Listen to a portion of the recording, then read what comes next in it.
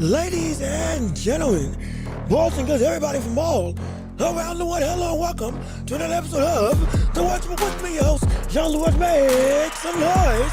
Let's get excited wherever you are. We're back with another action-packed show for you all today, covering the world of boxing and beyond right here on YouTube and on every podcasting platform here imaginable. Oh yes indeed, we're excited to talk about with you everything going on around the landscape of the sports world, and we are going to be here again. We're making up for Thursday, as we normally have 3 days a week. We weren't able to get here on Tuesday, had some important business to cover yesterday, also had some stuff I had to do today. It's been a hectic week around the household of the Welches, at least for me, regarding the household being me in this world of YouTube and everything else. But yeah, I had some stuff I had to handle, had some stuff that bled over from yesterday into today, but now we're here, we're back. Yeah, it's a little bit late, but we're still gonna make up for it with a dominant show like we always do with Yarde. And every single Friday it is a championship round. Yes indeed. So every Friday you all drive the conversation, you all drive the uptick of the show,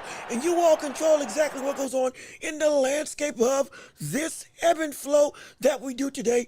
All you have to do is just comment your thoughts and opinions in the chat down below. Oh, I almost forgot we gotta do the intro, by the way. If you're just tuning in, hey, go ahead and leave a like on the video. Come on. Get the likes up on this stream. Be sure to go ahead and subscribe if you haven't already. Hit the notification bell so you know whenever we post right here on YouTube. And be sure to share the show with everybody that you know so we can keep on building up this empire together. Yes, indeed, with you and yours.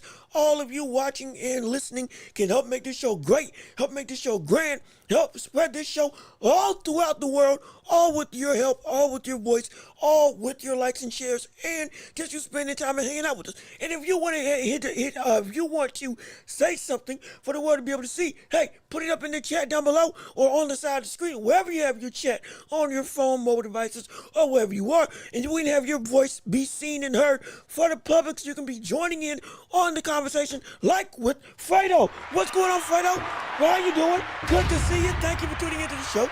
So glad that you're with us on today. And again, if you want your stuff to be said and seen on the show, just keep on chatting, keep on interacting, and we'll be sure to have your voices be seen and have your voice added to the conversation of whatever we have on the docket for today. And again, you all drive the conversation for the entirety of the show. The whole show is the championship rounds. And so also, if you want to support the channel while we're waiting on monetization to get finalized, we got Cash App, we got PayPal, we got links down below in the description if you would like to come in and support the channel with anything that you can give. Would mean the world to me, and we appreciate it oh so much. And like I said, we here. We're going to make up for it. We were here yesterday, and we had some stuff from yesterday bleeding over into today. Hence why we had to start a little bit later. But don't matter. We're still going to make this show the best. We're going to make this show the best that it can be. And we still going to give you that energy, that hype, that fervor, everything that you desire right here on the Watch Boy. So without further ado, hey, it's time to talk about boxing. It's time to talk about sports as a whole. It's time to talk about the championship round. So with all that being said, let's jump right into it, shall we? Yes, indeed. It's your time to shine. Let's get it started right here, right now. Let's see what you got to say in the world of boxing and beyond on today, as the championship rounds have officially begun. Yes, sir. Let's get it started right here, right now. Fredo, you've been commenting a lot. Let's see what you got to say. You got to put Jake Paul in your intro next time. I ain't doing that. I'll tell you what. I ain't doing that. That brother ain't getting nowhere close to being this show with this show. I'll tell you that right now. That we ain't putting that but nowhere near the introduction to this show. I promise you that. I promise you that. All well and good, but let me see. I think he has somebody else. I'm sub full. Yes, I'm sub. Feeling the body bags. Hey, look, we're gonna be filling up everything with excitement and joy. Hopefully, don't nobody kill over on this show. But regardless of what, we're gonna have ourselves some fun. Matt Borgerson, what's going on? How you doing? Good to see you. Thank you for tuning into the show. We're so glad that you're here with us on today. Let me see. I love your show. Way better than other boxing podcasts. Look, I appreciate it.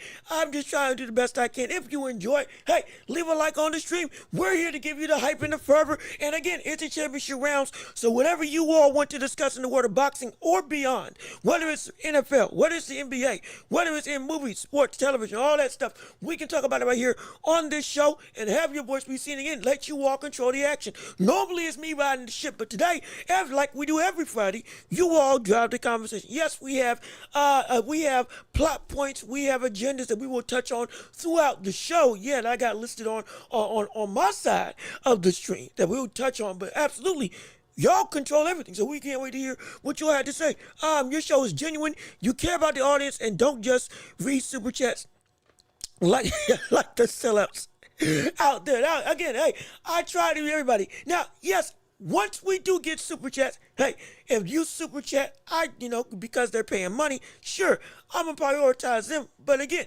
that ain't gonna be the case for everybody. And there's gonna be some people, they got good chats even without the money. So guess what? We read them off. Hopefully I ain't gonna be selling out. Hopefully, once we do get monetized, and hopefully that'll be coming sooner rather than later. Yeah, I'll get paid. Absolutely. But we still will keep the show with the heart and soul. We're just making money on the side of it as well. But trust me, we're gonna try. Everybody's voice is valuable. So we're all gonna try to make sure that we hit everybody up as much as possible. Make sure we see the world as it is from the landscape of. Everybody's got a voice. Everybody's got an opinion. And it's right. I want to hear what you all got to say. Absolutely on it. But again, you all had a conversation, but as you're getting your questions together and your comments on whatever you want to discuss on the show, we still can talk about other things in the world of boxing. And yeah, we don't want to be a dead horse with the whole Crawford and Canelo thing. We've talked about that ad nauseum for a long time, even afterwards, with the facts. There's some other fights coming down the pipe with the world of boxing, like with Dave Benavidez versus Anthony Yarde. Yes, indeed. Oh, yes, we are ready to have one of the more high-profile fights at light heavyweight coming in 2 months' time, I believe in November, on what is going to be almost assuredly the best and hottest card for the entire year, from the landscape of top to bottom, action and output, name recognition and legitimate talent against talent. It's going to be a barn burner, headlined by, again, this fight that has everybody buzzing, especially now after the fact that Canelo and Crawford is now going through. Crawford beat Canelo in an upset of the ages, having him considered, at least in my opinion, as one of the 10 best boxers of all time. This now has opened up, again, the pathways to talk about Dave Benavidez and this monumental fight that will potentially shift the landscape of what's going to happen in the world of the light heavyweight division. Now, yes, we talk about, can Benavidez beat Bivol? Can Benavidez beat Dave Benavidez? All that would be being said. While we know it's a hypothetical, we still want to see if we can get past Anthony Yarde first. And we're going to take some time to discuss that real quick. But let me see what you all got to say before we continue to move on real quick. Let's see. The odds weren't that far apart. I wouldn't call it the biggest upset of the ages because Bud was a slight underdog, like a 150 underdog, which isn't that much. So, okay, from the perspective of the close fight odds in the end, what the public was seeing, yeah, he wasn't that much of an underdog, though still was an underdog. However, when I say this is one of the upsets of the ages, it's because, again, and again, you had been there before, but just to reiterate, how I was talking about this fight and understanding while we understood the skills of Crawford could indeed pay the bills, with what we were saying with who Canelo was, how he legitimately was elite. He's still elite, but was at that point in time. Again, at this division, unstoppable, still, while he's at the tail end of his prime, still in his prime. Again, it's at the end, but it's still there. And the monumental task of Can he really fight at 168 from, again, butt naked, without having any tune-up, without having any way of being able to gird himself up with a task at 160 even, just to get his feet wet at a higher division? All of that, with the added unpredictability of, can he take the power? Will it be a Charlo situation? Because we've already seen somebody who was undisputed come up from a lower weight class against Canelo before, and he lost in dominant fashion. All of that was going through my mind of, if he does pull this off, this will be one of the greatest things I've ever seen. Hence, for me, even though the odds were close, and again, the fight from a skills perspective was close, it was still, from my perspective, a very much tall task to order. And if he lost, it wasn't going to be a surprise at all. If he won, it would be a shock to me. If he dominated, an even bigger shock. He dominated that fight in a way that I didn't think was possible, with somebody coming up to from a lower weight class. That, for me, was something that, oh, shoot. Yeah, that's a even more dramatic upset. Because this man didn't just come from behind and win. He dominated the entirety of the fight in a manner that I didn't expect to from the get-go. Even though I said he could win, I thought it was going to be close. This was so unexpected. I was like, oh, shoot. This is one of the most unprecedented, unforeseen circumstances that I had witnessed in my years of watching boxing.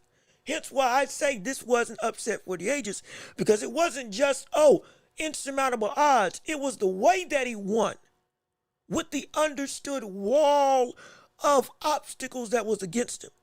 And he made it look so easy. Oh, I didn't expect that at all. That's why I say that for me. It might not be that for you, but for me, that's why I say that. So again, though the odds told what it told, for what I saw going into that fight, yeah, for me, it was an upset that was insane and ridiculous. But again, we talk. We don't want to bash the ire of. We don't want to continue to try to bash the ire of the world of Canelo and Crawford. Yeah, again, because right now we're talking about Benavidez versus Anthony Yarde. But let me keep on reading what you have to say. Yoda, Bomac is preparing Lester Martinez for David Benavidez in 2 years. Just watch. Hey, look, we gonna see. We're going to see. And I tell you what, Lester Martinez, we already saw what Bomac was able to do with him against Mbili. Yes, it ended in a draw, but what a monumental fight. What an incredible war that fight was. And if they do rematch right now, I believe is it the WBO or is it the WBC? One of the WB councils. I believe it's the WBO. If I'm wrong, please correct me. No, excuse me. It wasn't WBC. They essentially said, hey, these two are going to rematch each other. So we're going to see how he takes care of the business with that. And if he keeps on improving from that fight with Christian and Billy the first time, okay, yeah, we could see this man at 175 if he does indeed. Well, it was Lester Martinez, right? It was Lester Martinez that and Billy fought, right? Let me make sure. Let me make sure. I want to make sure I got my names right. So I'm not bringing up wrong names. Good gosh, I tell you, like I said, I'm not trying to. Okay, okay. So I just had to make sure I was talking about the right Lester. Yes. He could get prepared for Benavidez in 2 years. Now, can he beat him? I don't think so. That's just me. If he did ever move up to 175, I don't think he could beat him, even with the Bomac preparation. But that's a whole other conversation. We'll see how it goes in 2 years. And we'll bookmark this and we'll see if you're right or if you are wrong indeed. Again, we ain't going to gloat. We're just going to say, hey, this is what happened. Plain and simple. But let me come reading. Let me see. You never heard of lighter man skill? The UFC has circumstances like that. What happened to boxing? Like that. What happened in boxing? No. I have heard of it. I was just saying from what I knew in this fight. That was just my perspective. I said that Crawford had the better skills. I did. I said that going into this fight. Even when I changed my pick from Canelo to Crawford, that was one of the big reasons why. He might be smaller, but he's a better fighter outright. But understanding who Canelo was is why I said this would be close. I didn't expect it to be as wide winning as it was for Crawford, which, again, pleasant surprise. Hey, I got it right. And, hey, he did everything I said he needed to do. So you can go watch some breakdown if you need some proof. Everything worked out great. And again, the better man won. That's why we say it's time for put up or shut up season. It's get the fights on to see what's going to happen. And it's time for you to show up and see, are you really a bad brother that you're supposed to be? Or is it a fraud? That's plain and simple. I don't care what the expectation is. What are you and how can you fight? That's all we care about. And that's what we're getting right now. At least with people, where people are starting to finally take the fights that we want to see from contender against contender. Thankfully, OG Blaze, what's going on? How you doing? Good to see you. Thank you for tuning in to the show. Benavidez versus Yarde has no hype. Yeah, it doesn't. Now, again, due to the fact that Canelo and Crawford kind of took over everybody's mind, and the announcements of Tank, Jake Paul, all that stuff, the drama with Welch, and all that stuff going out throughout the year, it did overshadow the card that is the best card of the year, with Benavidez and Yarde being the headliners. So yeah, but now that it's shifted, we can talk about Yarde versus David Benavidez without any objections. Now with full-blown ease of access and absolute focus. Thankfully, that's why we had that as one of the bigger talking points on this show with the thumbnail and all, so we can make sure, hey, we touch on it and we give it It's Just You, and we get the hype up of this fight, because it's a dangerous fight. You got to understand, this is a dangerous endeavor. Hey, look at this. It's dangerous. This is dangerous. We got some problems here. Don't let people fool you. This is danger going into this fight with David Benavidez up against Anthony Yarde. No matter how much you think Benavidez may be better, the road to undisputed can end just like that against Yarde if he ain't careful. We're going to touch on exactly why. And we're going to hype up this fight because it is indeed a great circumstance. Absolutely. And hey, look, I can't wait for it. Let me see. Jean-Luc, my friends are sleeping through the fight. The casuals slept through which what? Yeah, a lot of people, honestly, and again, if we're talking about the Yarde fight, a lot of people sleeping on it, like we said before. We're talking about the Canelo fight. That was for a lot of casuals, the first fight that they got to see, which, great. Love to see it. Exposure. And hopefully, from that momentum of casual audiences, they will keep on wanting to delve into the deeper side of boxing, which, again, is filled with great talent, great matchups, and great names abroad, and we can't wait to touch on them. Absolutely. Let me see. Teddy Berkshire, how you doing? Good to see you. Thank you for tuning into the show today. So glad you're with us on this Friday afternoon. Like I said, we had some stuff, important stuff I had to take care of on Thursday, and then Friday, the stuff from Thursday bled into today. So hey, we had to do, but now we're here and we're having ourselves some fun. What you give him, Bomac 5 months, UKOs, you give him Bomac 5 months, UKOs, Benavidez. If you're talking about Lester Martinez, I don't think so. Again, that if you're talking about Lester Martinez moving up in 2 years to fight David Benavidez, again, I don't think he knocks him out. But again, that's a whole nother conversation. Another conversation, absolutely. You would have thought the way Charlo was running, Canelo might hit like a Mack truck. And again, Crawford was saying Canelo did hit strong. He was strong. The understood power that Canelo had was validated even by Crawford. It was just the fact that Crawford said, hey, I thought it was going to be more. That's what shook everybody up. He was unexpectedly let down by the amount of hard-hitting ability that Crawford had. And we said that was a code red situation. If Canelo ran into that, and lo and behold, he ran into it. So what happened. And we saw what came through. Haney versus Norman, Bam versus Puma, Martinez are better fights than the Benavidez fight. No, it is. The whole card is filled with talent. Absolutely. And again, we're going to touch on a lot of it. We've touched on Haney versus Norman multiple times. And we understand the danger with that. Bam versus Puma is another fight with Bam. Again, chasing some of the best in this division, looking to be dominant and great. Martinez, again, in his fight, a phenomenal situation. All those fights make up a great card. Understandable. Some of them, yeah, you're right, are better than the fight with Benavidez versus Yarde. Like, hey, Norman versus Haney. From the potential of hype, drama, storyline, circumstance, and potential destructive outcomes on both ends of the spectrum. If Devin Haney is able to just outbox Brian Norman. Oh my gosh. Wow. We did not see that coming from the standpoint of just whitewashing the brother. If we see Brian Norman knock out Devin Haney, well then shoot. Hey, forget a star is born, a star is here. And next thing you know, he's getting opportunities left, right, and center with everybody at 147. Most likely the road to undisputed becomes very easy for Brian Norman if he is able to absolutely blow away the likes of Devin Haney. I don't know why I'm blanking with that real quick. And also, don't forget, Archer Benavidez is also on that card as well. He's fighting against Nichols.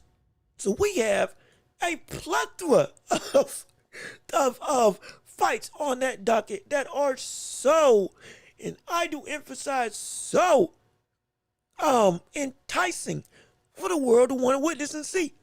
If you're going to pay money for a card, that would be the card to pay for. Let's be serious. We got to be real. Most of these cards that we've had throughout the year, they've been better, but they're broken the norm of what we normally witness from the standpoint of a qualitative affair of fights that are worth the fans paying to see outside of, again, the old ARG pirate situation. That everybody's getting eye patches and peg legs because they pirated the mess out of a lot of these fights. Because most of the time they weren't worth paying. Now they actually are.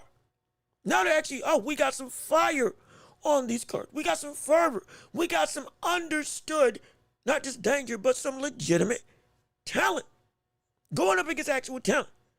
These cards are starting to be worthwhile now, which was not the case in the past. And if you were going to pay for a card, this would be one to do. This would be one to do because it's action-packed all throughout the day. No question about it. Let me see. I think Brian Norman and Devin Haney should main event card for Yarde Benavidez instead of the co-main. And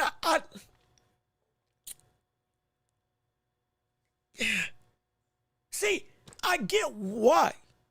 I completely understand why, and I'm gonna address this. Also, Vaughn Greenhill, how you doing? Good to, I almost forgot to say hi. How you doing? Good to see you. Thank you for tuning into the show. So glad you're with us on today. I see what you're saying, and let me read the rest of the comments, and I'm gonna get back to this comment.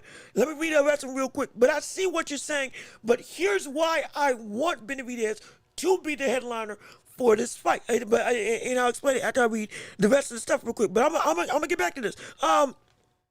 Let me see. People need to slow the horse on Bomac in his camp. There could be the possibility of more. It's more of Crawford being gifted than its actual team. No, you're right. Now, again, Bomac has trained other people for multiple years, and most of the time, even outside of Crawford, he's been successful in making people be able to win. I'm not saying they win all the time, but more likely than not, you got Bomac in your corner. You got a man who's going to be able to get the weaknesses of your opponent down pat. Now, it's your job to execute. He won't steer you wrong. He won't steer you wrong almost every time. Yes, him and Bomac are the perfect pairing, Crawford and Bomac together. No question about it. However, that still doesn't take away from the fact that Bomac as a trainer is indeed a good trainer. By all accounts, legitimate. And we normally don't try to crown somebody as, they're the best outright just because, they won a big fight. Even Derek James, when he won Trainer of the Year, had been having a great year all year long with multiple types of fighters in training.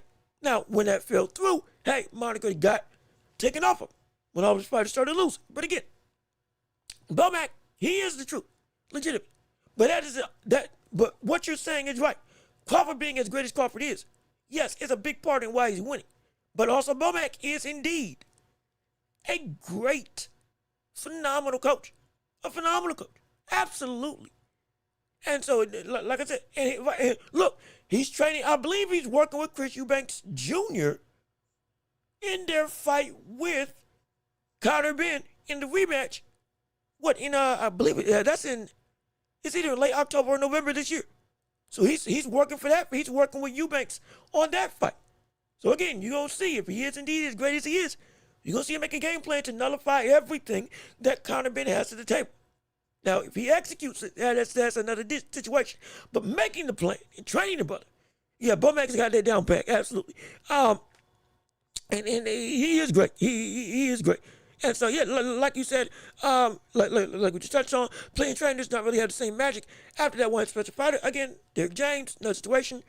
Errol Spence was going good with him. Then when he fell, then Ryan Garcia fell. Then everybody else started falling under Derrick James, and it was like, ooh, what's going on? With Bomac, that hasn't happened yet. And before Crawford, or rather, even with Crawford on the rise, when he's training other people, most likely than not, they've won. So, I think he's got a pretty good track record, at least from my vantage point, at minimum. Let me see. Robert Garcia is a better coach than Bomac as of right now, in my opinion. He has more championships in his stable and more potential with his current stable than Bomac when Bud ultimately retired. So, like, I put both of them on the same tier, and we've touched on Robert Garcia. Yeah, Robert Garcia, Eddie Reynoso. You got, again, Derrick James, who we talked about before, as some of the three biggest coaching names out there in the sport. Yeah. And again, I touched on the magic may not always be there with one special fighter. I get that. Now, I don't know if it's better than Bomac, but he's great. That's a tough one. I put them all on the same tier, per se. Each of them have a different strength that makes them dominant as a trainer with their philosophy and getting the best out of their fighter. But they're the best at that ability, which is that made them separate from everybody else in the world of boxing. At least for most people watching the sport. Do I have any of them?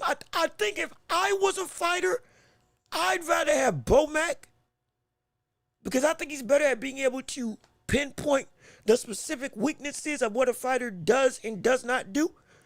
But in terms of on the tier list, all of them are probably at the A level. All three of them.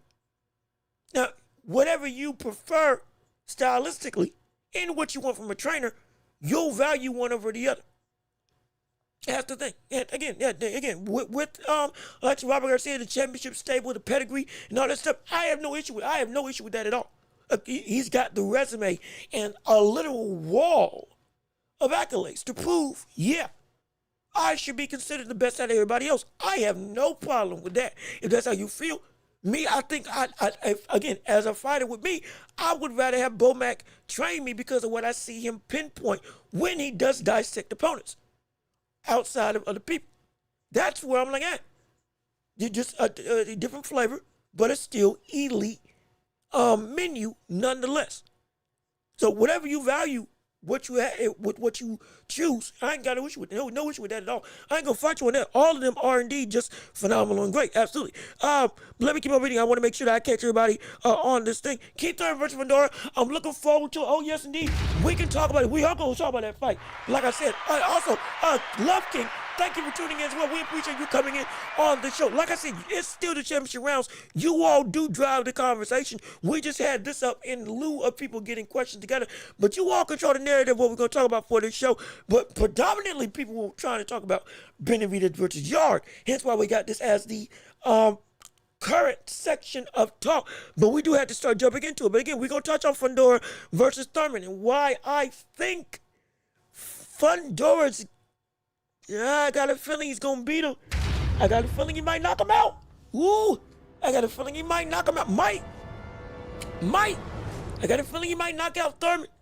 I got a good inkling he might knock out Keith Thurman. Again, we're going to talk about it later on as the show goes on. I got a feeling he's going to knock out Thurman, though. And look, if I'm wrong, I would love to hear the pushback. But, my gosh, something's just telling me. I think it's going to be a good fight, but I think he's going to put him down. I really do. Let me see. I have Haney. Who really? Oh, okay. All right. So OG Blaze got Devin Haney pulling out this win against the likes of Brian Norman Jr. And that's that.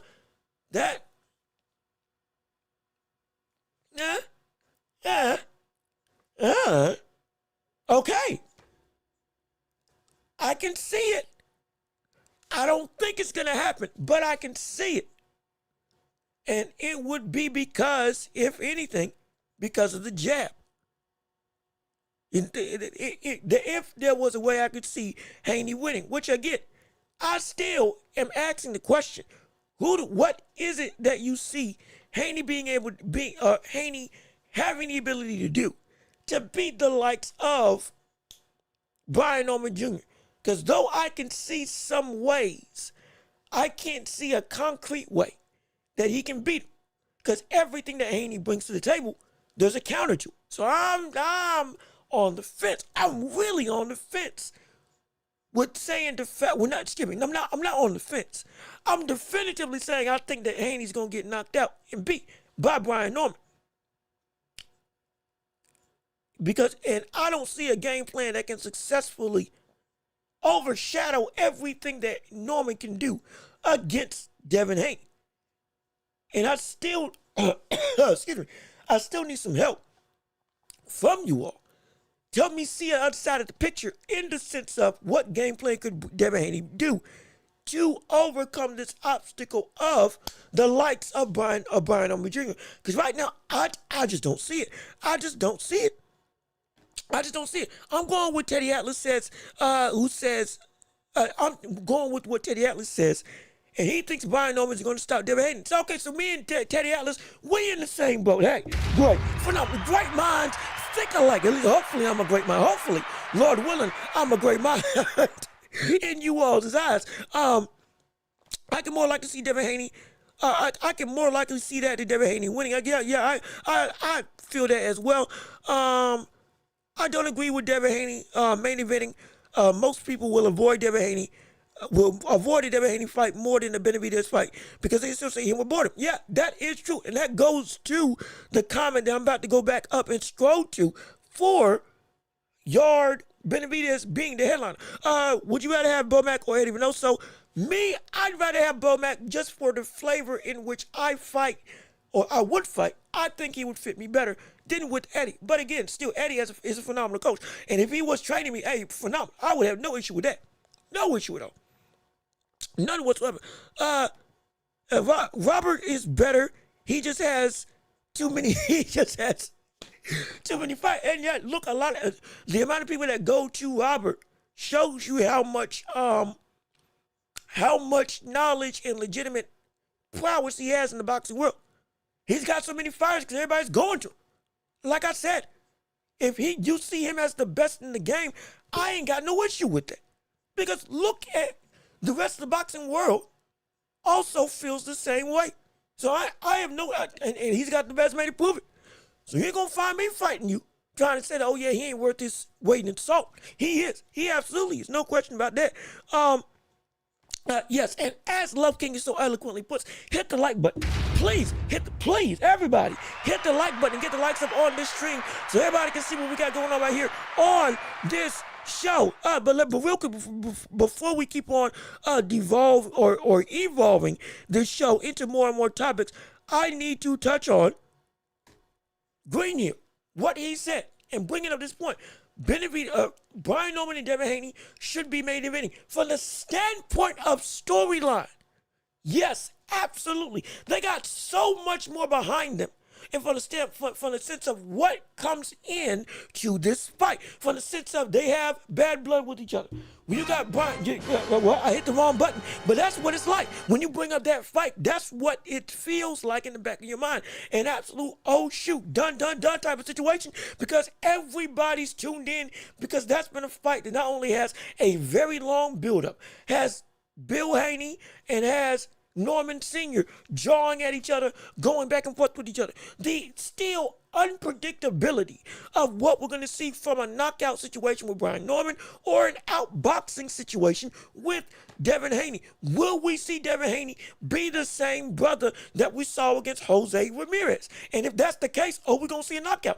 Will he see the brother that we saw against Lomachenko? Then that's a whole nother fight. That's a whole nother can of worms that Brian Norman has to delve into. Will Devin Haney be scared when he steps into the ring with Brian Norman off the backs of the hooks being still a crisis situation in the mind and in the camp of Devin Haney from what we've seen thus far since his fight with Ryan Garcia? All of this coming in coupled with the back and forth that Brian Norman and Devin Haney have had with each other, it builds a perfect storm of drama, impact, and outright just intrigue. You want to see what happens next. However, though that fight wouldn't make sense to be the main event, the one thing I need is for Benavidez to be the main event.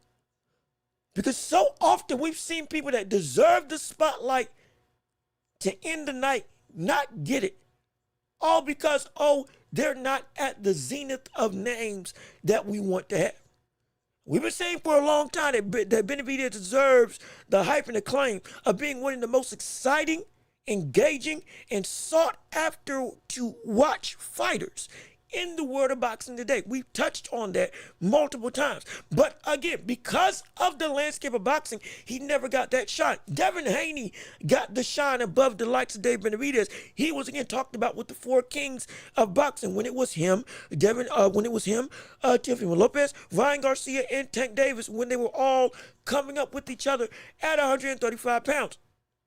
Before inevitably all moving up together, or at least almost everybody moving up together, up to 140, 147, and you know the story from there. But the whole sentiment was Benavidez has been, just bulldozing over folks, fighting great people, putting on dominant displays, destroying people, breaking faces, bloodying people up, having engagement all 12 rounds, being able to stop folks, having hand speed, evolving as a fighter every fight, yet still was, I don't want to say under the radar, because he was always on the radar for Canelo, but outside of just Canelo, nobody really brought him up. His own legs to stand on weren't as strong from a popularity standpoint because he was indeed overshadowed. Now he's at a position to where he's going to get the just due of, hey, I'm taking on these big tests. I am a marquee name. And unlike with Brian Norman and with the unpredictability of Devin Haney, of will it be a boring fight? Will it be a fight that people won't want to sit and watch? Will it be a fight like Jose Ramirez? Haney's got a lot of unpredictability on the negative end that has people saying, do we really want to see him fight again? Do we really want to see him fight again? Do we care to watch this man again? For this is the sentiment from the public, speaking as the ear or having an ear to the world of boxing as a whole. Do we really want to see this man run for 12 rounds against somebody that has power and not engage and get rewarded for it? Is that really how we want to end our night? That's how a lot of people are thinking. So because of that, it's smarter on both ends of the spectrum, both for Benavidez and his continued and now almost guaranteed rise to dominant casual stardom. Not just hardcore, but casual stardom, as well as for the betterment of the card as a whole to end the night on a strong note, to have what's almost guaranteed to be a war in Benavidez versus Anthony Yarde. End off the night with a bang, because it would indeed be a bang. Because I'm telling you right now, if somebody doesn't go to sleep, somebody's going to be cut up and bloody by the time this fight's over. You can mark my words on that. You can mark my words on that. You can mark my words on. So because of that, that's why I'm glad that Benavidez is having the headline, is being the man to end the night, the man that everybody's coming to see, because he should have been in this position a long time ago. Haney had his time to do it, and he still has the ability to do it. But again, because of his own performances, kind of shot himself in the foot. Benavidez has been a consistent model of excitement, dominance, and outright investment. Now again, you could argue he's successfully gotten out of the shadow now of Canelo, especially with this loss. And everybody's saying, oh yeah, you most likely would have beaten him if you had gotten your opportunity to fight him. So because of that, everybody's looking and saying, hey, Let's see what this man can do. Because if he wins this fight, then it's undisputed. Or at least unified. Either against Bivol. Almost assuredly. Again, with Bivol recovering from injury. Almost assuredly, that's where we go now. Unified or undisputed. Excuse me, it would be undisputed with the likes of Bivol and or a fight with Artur Benavidez after Nicholson if Bivol isn't ready. Both of those fights, regardless of who you think is going to win or lose in those situations, would be indeed headliners. And there would be a knockdown, drag-out brawl. I tell you what, you'll be saying we got problems because both of those fights would be not just intriguing, but would be absolutely phenomenal. Where you wouldn't know who would win. You could have an inclination. You could have favoritism. But you wouldn't know guaranteed who would win that fight in either of those. Both of those would be off the backs of, again, the weight. Not just of the greatness of Bivol and Benavidez, but because of the, again, now further established stardom of David Benavidez with these other headlining performances that, again, make everybody say, oh, shoot, this man is here. The man has arrived, and he is a dominant force in this light heavyweight division. So I'm all for it. I'm happy that he's getting the headlining spot, and I would love for him to keep it. I'm not gonna lie, because if he does what I think he's gonna do, oh, it's gonna be great. It's gonna be phenomenal. But let me keep on reading. What you all have to say. Norman doesn't have a lot of experience. This is coming from OG Blaze. Norman doesn't have a lot of experience. Norman doesn't have a lot of experience. Haney can box from the outside, use his feet. Norman just has to show me knocking out society. Norman just has to show me knocking out Sasaki doesn't impress me.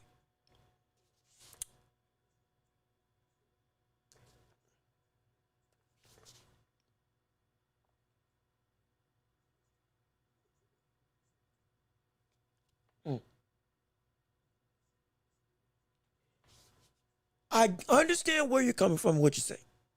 Now, again, for me, Sasaki was a legitimate contender. I'm not saying he was up there. I'm not saying he was, oh my gosh, but he was good. He is good. I'm not saying his career is over. He's still good, but he is a good fighter. To put him down like that impressed me a lot. Especially with him being able to counter him the way that he did.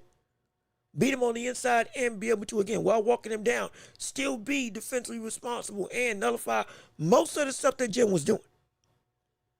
That was impressive to me.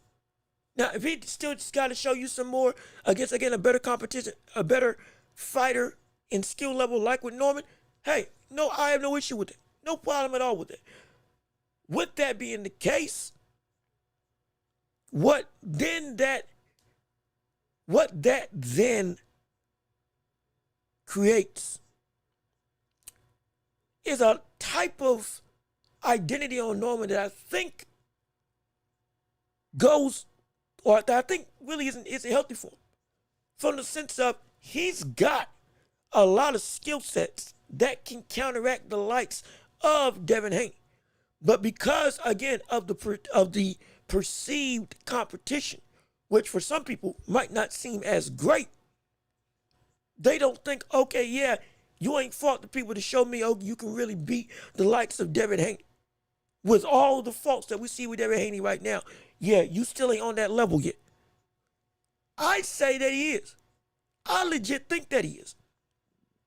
This is a man who has been, again, he is an old school type of fighter. Not just from a mentality standpoint, but from a standpoint of, and again, let me real quick. Since we're going to get back to David Benavidez.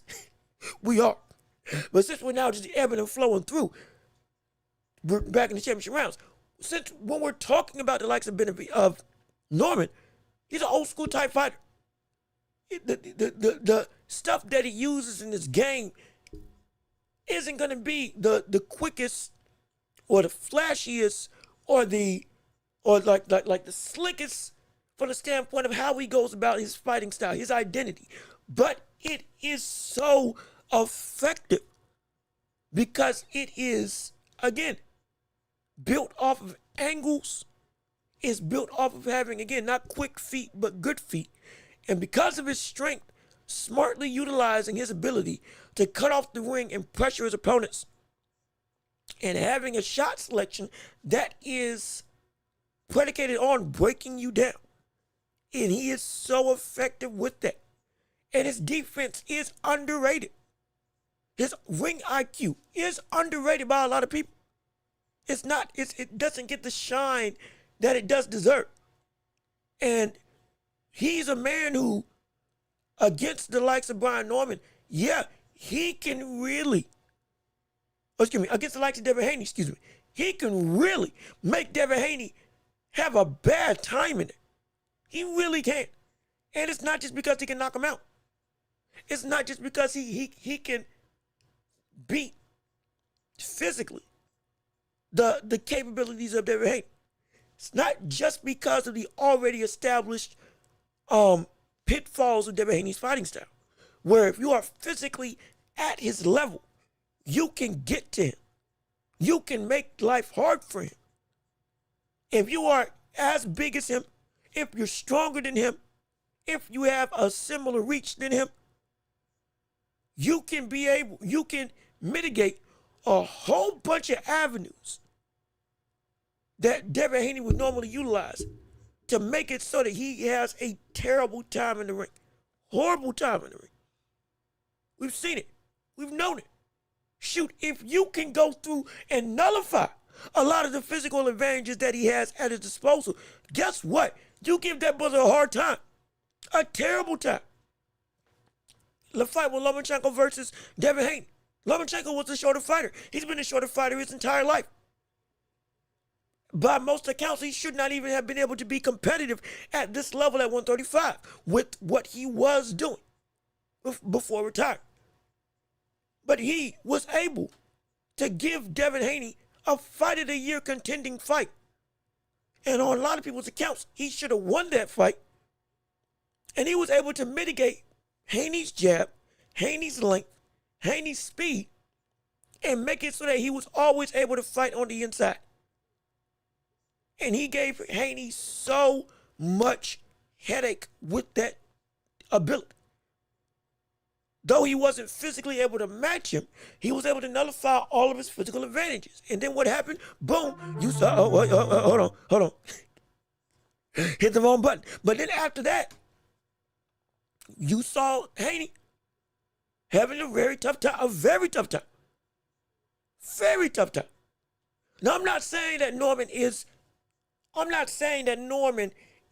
the likes of Lomachenko at all. Be clear on that. I am not saying that in the slightest. I am not saying that at all. But what I am saying is, on both ends of the spectrum, whether it's the Ryan Garcia fight, whether it's the Lomachenko fight, two examples of people who, if you can nullify and or match the physical capabilities of Devin Haney, you have won half the battle with Devin Haney as a whole.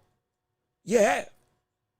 Especially now with Devin Haney being seen as, hey, this man might be a little bit scared of people that are physically dominant off the backs of the PTSD that he has from the fight with Ryan Garcia. Though, yes, that fight had PEDs involved in it, Osterine and all. However little or much it was. He popped. Okay. Doesn't take away from the fact that against somebody who was insanely slow in the likes of Jose Ramirez. Still, this man was standing and moving around as if it was Tank trying to stalk and walk him down. That's how he was moving. We got to be serious. He was fighting against Jose Ramirez as if he was hurt against the likes of Tank Davis. If Tank was trying to walk him down to go for a knockout. That's how he was fighting. That's not good.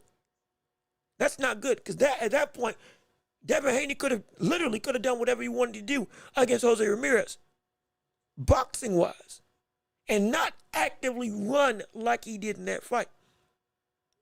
Not box, run. There is a difference. He did not box. He ran in that fight. Also, Ryan Frazier, good to see you. How you doing? Thank you for tuning into the show. We're so happy that you're here with us on today.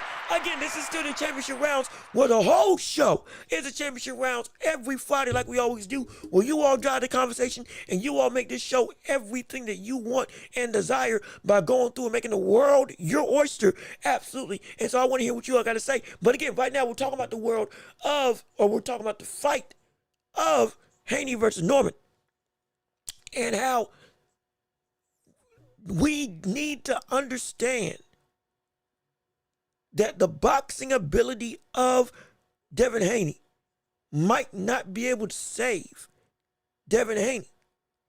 Might not. And he's going to have to fight. He's going to have to go and dig down and dirty with the likes of Brian Norman Jr. At some point in time. It's going to be sooner than later. In fact, I think it's going to be for the entire fight. Brian Norman's going to force this into a fight, not a boxing match. He can. I truly believe he can box with him. But he only wants to box with Devin Haney to turn this fight into a brawl. To turn this fight into a real, hey, put up or shut up. You got to deal with my physical ability now. You got to deal with my strength, the threat of my power, the controlling aspect of pressure. You got to deal with that now. He wants Devin Haney to deal with that. Because when Devin Haney deals with that, he can make mistakes. He can make mistakes. He can make mistakes. And at some point in time, hey, we all recognize that Devin Haney doesn't duck smoke from people, is willing to fight anybody. And when he was down against Ryan Garcia, he did aim to fight back. And he tried everything he could to turn that fight. He did not back down from the likes of Ryan Garcia when he was in trouble. He didn't back down from the likes of Lomachenko when Lomachenko was starting to get better of him in the second half of the fight. And when he mitigated the jab and was able to get on the inside to be able to be effective, he didn't back down in neither of those situations. So when he does get to a point where, okay, yeah, I'm in trouble and I got to dig deep, he will go there. But that's what Brian Norman wants. Because once that happens, okay, now I know you ain't got nothing else to offer. So now the only way you think you can win is to fight and just scrap in my domain. And Brian Norman feels it's not going to work. It ain't going to work. It ain't going to work at all. In his mind, that's exactly where I want you. And if I got you there, I got this fight in the bag. And you will go to sleep if that does happen. That's how Brian Norman's thinking. That's how we feel. That's how we genuinely is approaching this whole situation. And so because of that, yeah, it's a fight that you can say experience may not be a factor. Yeah, sure. You can say that Norman hasn't been on the same stages as Devin Haney. No question about that. You can say that the cachet and the names that Devin Haney's been in talks with, pound for pound level talk, Brian Norman's never been in any sort of close regard to from the standpoint of where you are in your career compared to everybody else. I have no issue saying it. None at all. None whatsoever. You got me. You got me. But once the fight actually comes about, watch out. You better watch out. Because I'm telling you, what we see with Devin Haney now is not the Devin Haney that we saw in the past. And all that experience, all that fervor, all of those accolades were done by a Devin Haney of old. Not by a Devin Haney of current relevance. Because this Devin Haney of current relevance is not the Devin Haney that was doing all that stuff before. Can he get back to that? Absolutely. Do I have confidence that he can get back to that against Brian Norman? I don't think so. I don't think so. I don't. It's a concerning thing, but I don't. I don't see it. I don't see it. I can't see it because it just doesn't. What Haney has lacked or rather what he's lost. Excuse me. Rather what he's lost since his, I don't want to call it descent, but what he's lost since that fight with Garcia is it's like an intangible. And whatever made Devin Haney before, all of a sudden, ain't making Devin Haney what he is right now. And it's just it's a concerning thing going up against a killer like Brian Norman. And again, I really do think that Brian Norman's gonna put him to sleep. I really do. I really do think he's gonna put him to sleep. But let me see.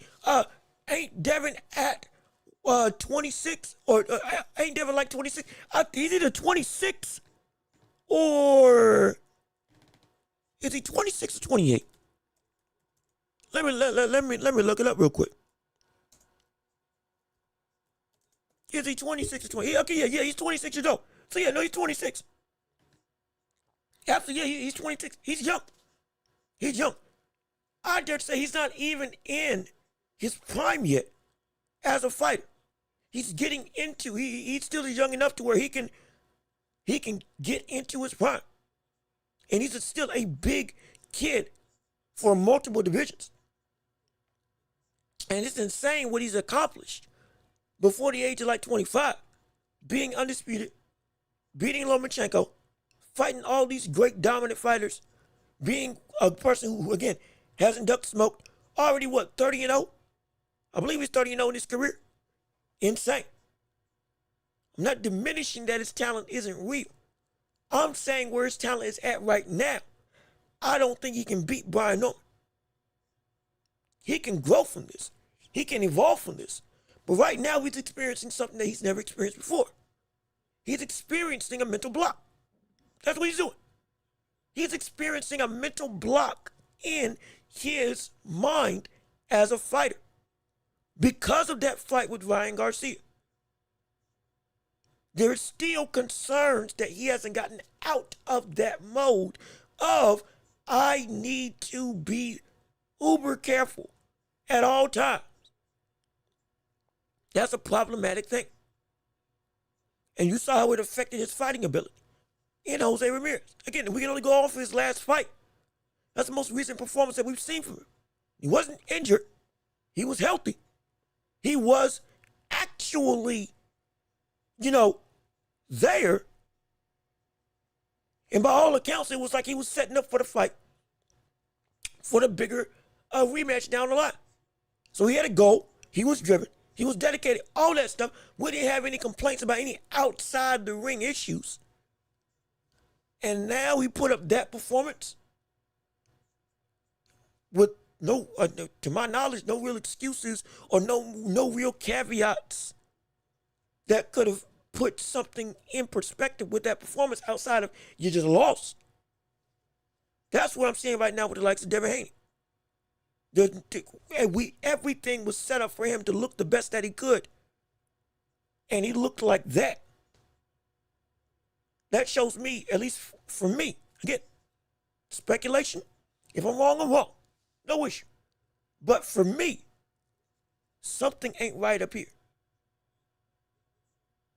And we already touched on how Bill Haney was a person who kind of helped to instill that mental gap, that mental blockage, because he made a game plan to ensure that Haney wouldn't get knocked out because he didn't want to get clowned on social media. This is Bill Haney's words. He wanted just to win the fight by any means, just to get it out the way. This is Bill Haney's words, not mine. Bill Haney's words. And he made a game plan to make it so that Devin Haney wouldn't have to worry about power in any way, shape, or form. And that's what it equated to. And he honed in on his son's biggest fear.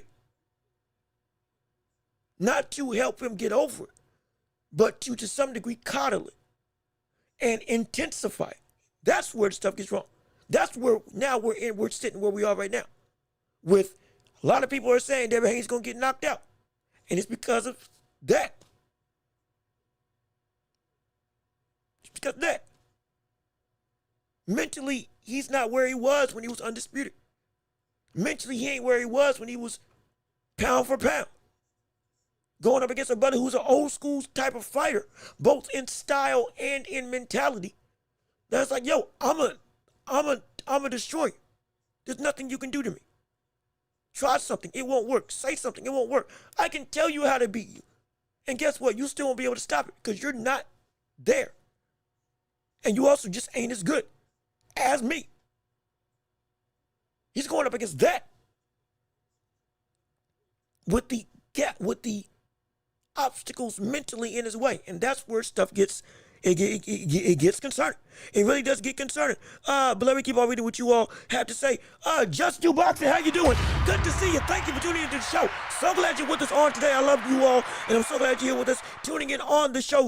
Ramon Vasquez, how you doing as well? Thank you for tuning into the show. Finally, real fights. Like I said, yeah, we're talking about real fights. We had to touch on the Tank situation when it came up with the press conference and all, because it gave some interesting sentiments. But again, the real stuff, the big stuff, now we're talking about back to when it comes to the world of fighting and boxing as a whole. Let me see. Ryan Frazier, I think I think Haney did not show us anything in the Ramirez fight. I think that with Ryan Garcia rematch looming, both guys tried to coast in the Times Square. And to some degree, that's true. Ryan thought that Rolly was going to be an easy knockout, and he couldn't adapt. And he actually did try. And he couldn't do anything. Devin Haney, again, like I said with Bill Haney, because he said it himself on Showbiz The Adults podcast, because Showbiz had an interview with him, I think like a month or so after that fight. And he said, yeah, I made a game plan so that Devin Haney could just get the win without having to risk anything. Because we didn't want to get clowned on social media, because we'd already gotten clowned for the whole situation with the PEDs, with the suing, with the name calling, with all that stuff. And so we just wanted to get everything done to secure the next fight. The bare minimum. Essentially is what he said. And so don't deal with the power. Don't try to fight this man. Just use your legs. Run around. Use your speed. He can't catch you. And then don't worry. We'll get the win, and then we'll just be waiting on the other guy. He said that. His words, again, his words, not mine. Hence why now we have these types of talks. Because in doing so, he made a situation where the questions that we had about Devin Haney got exacerbated rather than answered. If he had fought like he normally fought against Jose Ramirez, we wouldn't be having nearly this much discourse about Devin Haney in the mental state of him. But because he fought like he fought, that's why we are where we are in talking about him. Because he made these questions even more fervent against a brother where these questions shouldn't have had to be asked against Jose Ramirez. Yet they were, because he made them forced to be asked by the public because of how he fought.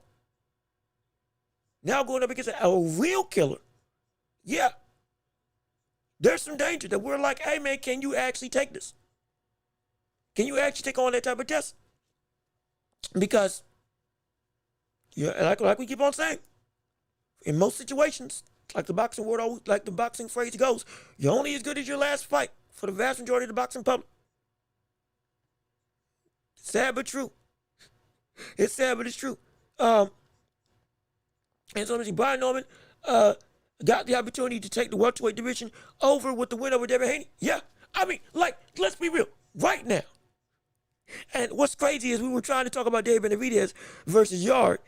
And we talk about the co-main event more than the main event. Maybe somebody has some validity to it. That it should be Brian versus, it should be Norman versus Haney as the main event. Maybe, who was it? Was it Vaughn Greenhill? You might have been on to something. Can we talk about this fight more than the fight with Benavidez? But we are going to touch on Benavidez. We still are. But he's got the chance to take the welterweight world by storm. And let's be real. Let's be real. Who is the best welterweight right now? Who's the best right now? Before this fight even takes place, who's the best welterweight right now in your eyes? And would it not already be Brian Norman? Because it ain't Devin Haney. I want to say it's Tio from just as a fighter as a whole, but even still, he's coming back down to 140 to fight the likes of Shakur Stevenson, which also just got I think it just got confirmed that it's near finalized that Shakur versus T.O. is getting ready to happen for next year. So, hey, got some news there. Great. Love it. Can't wait to see it.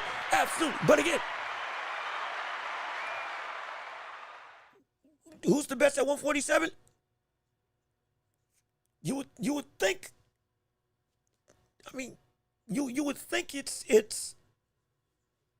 would think it's Brian Norman Jr. At least for me, I would think from the landscape it would be Brian Norman Jr. Go ahead. It ain't Manny Pacquiao. Though he fought Barrios, it ain't. I don't think it's Barrios. Most people I don't think have Barrios as the best welterweight in the world right now, especially after that draw with Pacquiao. I would think that it's Brian Norman. But again, I want to hear from you all to see what you all have to say. Because yeah, he's got the opportunity to take the world by storm and become a household name, to be a fixture in the mind's eye of the boxing public, having everybody go through and we want to see him fight XYZ, go for undisputed, go to 154, Norman versus Boots. We can finally get that to happen. All that, he'll money, power, fame, everything a fighter would want. He can have that right on his fingertips if he wins this fight with Devin Haney. But from the standpoint of fighters, just rankings in the division, perceived to be the best in the division, though we don't have an undisputed champion, yeah, absolutely, I would think that Brian Norman would be seen as the best welterweight right now out of everybody competing, at least just for me. And again, it's in my humble estimation. But let me keep on reading what you all have to say, because again, this is a good conversation. I like Benavidez. I like Dave Benavidez, but he got to be more vocal about fighting my guy Artur Beterbiev. And like, he's trying to go after Bivol because he wants undisputed first. If it comes through that Bivol ain't ready and Benavidez beats Anthony Yarde, Beterbiev beats Nicholson, and then next thing you know, that's the best fight to happen. Okay, well, he's defending his belt against Artur Beterbiev. I can guarantee you that's what's going to happen. I promise you that's what's going to happen. I guarantee you, if that's what it takes for him to be undisputed, to get the fight with Bivol, he'll do it. He'll fight Artur Beterbiev next. I would expect it if we see him beat Anthony Yarde, because then the only other challenges at light heavyweight, with where Benavidez would be ranked right now as champion, would be Callum Smith, which again, he probably ain't going to get a shot because it's going to be Benavidez versus Bivol as option A. And then Benavidez versus Artur Beterbiev as option B for the first fight that he has between one of those two monsters. If one falls through, the other one will come up. I promise you. I promise you that's what's going to happen. I guarantee you. He is not ducking smoke at all. Well, if you really want to do it, you need to have people in the media ask about the likes of Artur Beterbiev or Bivol. If you want to get reporters to talk about him. Get reporters to bring up Artur Beterbiev's name. Get reporters to ask him directly. I guarantee you he ain't gonna duck smoke, but the only thing people are asking about Benavidez is Canelo. There we go. Trying to find the button. The only thing that people are asking Benavidez about is Canelo Alvarez. He was just on inside the ring with Max Kellerman, LaShawn McCoy, Chris Arreola, which I did not expect him to be a consistent thing on the world of boxing commentary, but even still, it happens. And Mike Coppinger on the Ring's website and on, I think, the Zone as well, but on the Ring's YouTube channel and all that stuff, you can go watch it. The biggest thing that they asked about him is Canelo. That's one of the first questions that they ask. Are you going to fight him? Is he going to come out to fight you? Will he come out to fight for 175? Rather than the other pressing matters of the light heavyweight division. Outside of Bivol, hey, would you fight Artur Beterbiev? Why don't you fight him if you can't get Bivol? Because that's a big test. You beat him, you sure enough he's gonna be a potentially a heavy favorite against the likes of Bivol. If you're able to beat him and beat him soundly, yeah, it's a risk, but brother, we can see you take it. The media also has to do their job in getting people out to fight the likes of Benavidez. Because last time it was the other way around. Benavidez was making noise, but people weren't caring. And they didn't hold Canelo's feet to the fire. Now he's going after, legitimately trying to go after Undisputed. But if you want him to fight somebody, media, not you all, but just speaking with media, you can't always be asking about just Canelo all the time. Because at this point in time, if it happens, it happens. If it doesn't, it doesn't. If it happens, Benavidez beats him. If it happens, it would be at 175. If it happens, it would have to be Canelo coming up and capitulating to the whims of what Benavidez wants to do. But he has to make that choice. He's got to make that choice. Because at this point in time, he's chasing other greatness. Plain and simple. But let me keep on reading. And I want to see that fight. I do. Be clear. I want to see that fight. Both of those fights I want to see happen. I'm scared for Benavidez against Artur Beterbiev, but I still want to see it. Because I think Artur Beterbiev, buddy, that's a nightmare situation for somebody who's got crack, can take a punches, and can work 12 with you all fight long. With simplistic destruction. Match you volume for volume. Though not speed for speed. Hey man, this buddy can hurt you bad. He can fight you in the same style that you fight other people and can do the damage that you do to others. He can do that to you. Quick. That's a dangerous fight for Benavidez, but I still want to see it. Let's see, Barrios has fought the better names at 147. He beat Ugas' former champ. I think he beat Ugas, he beat Ramos. He fought Tank, though it was again at 140. Lost, moved up afterwards. He's had a better litany of names, yes, at the division. From the standpoint of with his career. No issue admitting that. But as a talent, I do not see him as better. I don't see him as better. I just don't see him as better than Brian Norman Jr. as a talent in the world of boxing right now. At the welterweight division. I mean, think about it. Right now, when T.O. was at 147, we were saying that T.O. was also better than the likes of Brian Norman Jr. and the likes of Barrios. Remember, he moved up and fought against the likes of Barboza. I believe Barboza fought against the likes of wait, was that at 140? Hold on. Was that at 140 or 147? Let me make sure. Let me fact check myself to make sure I'm talking the right stuff. Let me fact check to make sure. I want to make sure that I'm right. Because if I'm wrong on that, then I do apologize. Let me make sure that fight was indeed at. Okay, excuse me. My apologies. That was at 140. Not at 147. 140. Not at 147. That was at 140. Barboza was at 140. Not at 147. My apologies. That's a mulligan on my part. So sorry. He was in talks of going to 140 and could have potentially gotten there to fight the likes, or he talks to fight at 147 or above to fight the likes of Boots Ennis. Hypothetically, that could have been a thing. Also could have been, I believe, Devin Haney at 147 or at a catchweight. Also was on the docket, if I have my remembrance correct. And so since those fell through, T.O. walked away. I forget the reasons why, but he walked away from both of those instances. But no, he hasn't fought above 140. That's my fault. My apologies. I misspoke. And so that's why I made sure to fact check to make sure I was on the right track. So that's that's on me. Like I said, I'm trying to do the best I can. And so, oh boy. So yeah. But even still, I think though Barrios has the more deeper resume of names, I think as a fighter, Brian Norman is the best fighter at that division. Let me see. Norman will hurt Haney. Yeah, he's going to hurt him. He's really going to hurt him. Now, see, here's the thing. Haney is going to get back up. He's going to get back up if he gets knocked down.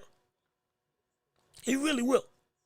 But unlike with the Ryan Garcia fight, it's not going to be lulls in action because Ryan Garcia was out of shape in that fight or came in overweight and had to take breaks because he was winded. Give you time to recover and win rounds. It's not going to be that way. If he gets you down, there's not going to be any rest period for you to be able to come through and be able to fight. You're going to go down again and again and again and again without any pushback. Because the stamina issues and the physical deficiencies that Ryan Garcia did have in that fight with Brian Norman or with that fight with Devin Haney from the sense of stamina, fatigue. That ain't going to be the case with Devin Haney. Oh, buddy. Not at all. Not at all. That's why I'm saying he's going to be able to keep up with Devin Haney for all 12 rounds because he's going to have the stamina and the smart footwork to be able to cut off the ring and work to pressure him all fight long. And he's got the defense to mitigate a lot of the offense that Devin Haney might try to throw his way. So yeah, I think it's going to be bad for him. Let me see. Benavidez versus Benavidez is in Billy versus Martinez on a higher level. Matchmaking the ski. Yeah, no, you right. You right. You right. That's gonna be a brawl. That's gonna be a war. That would be a war. That would be an absolute war. That would be an absolute war. It would be. And if I'm being honest, Yarde versus Benavidez could be a precursor to what that fight with Benavidez versus Benavidez would be. Let's be serious. We can talk about how we don't, or at least I've talked about on the show, but how the likes of Anthony Yarde hasn't necessarily progressed over the course of his career like we expected it to.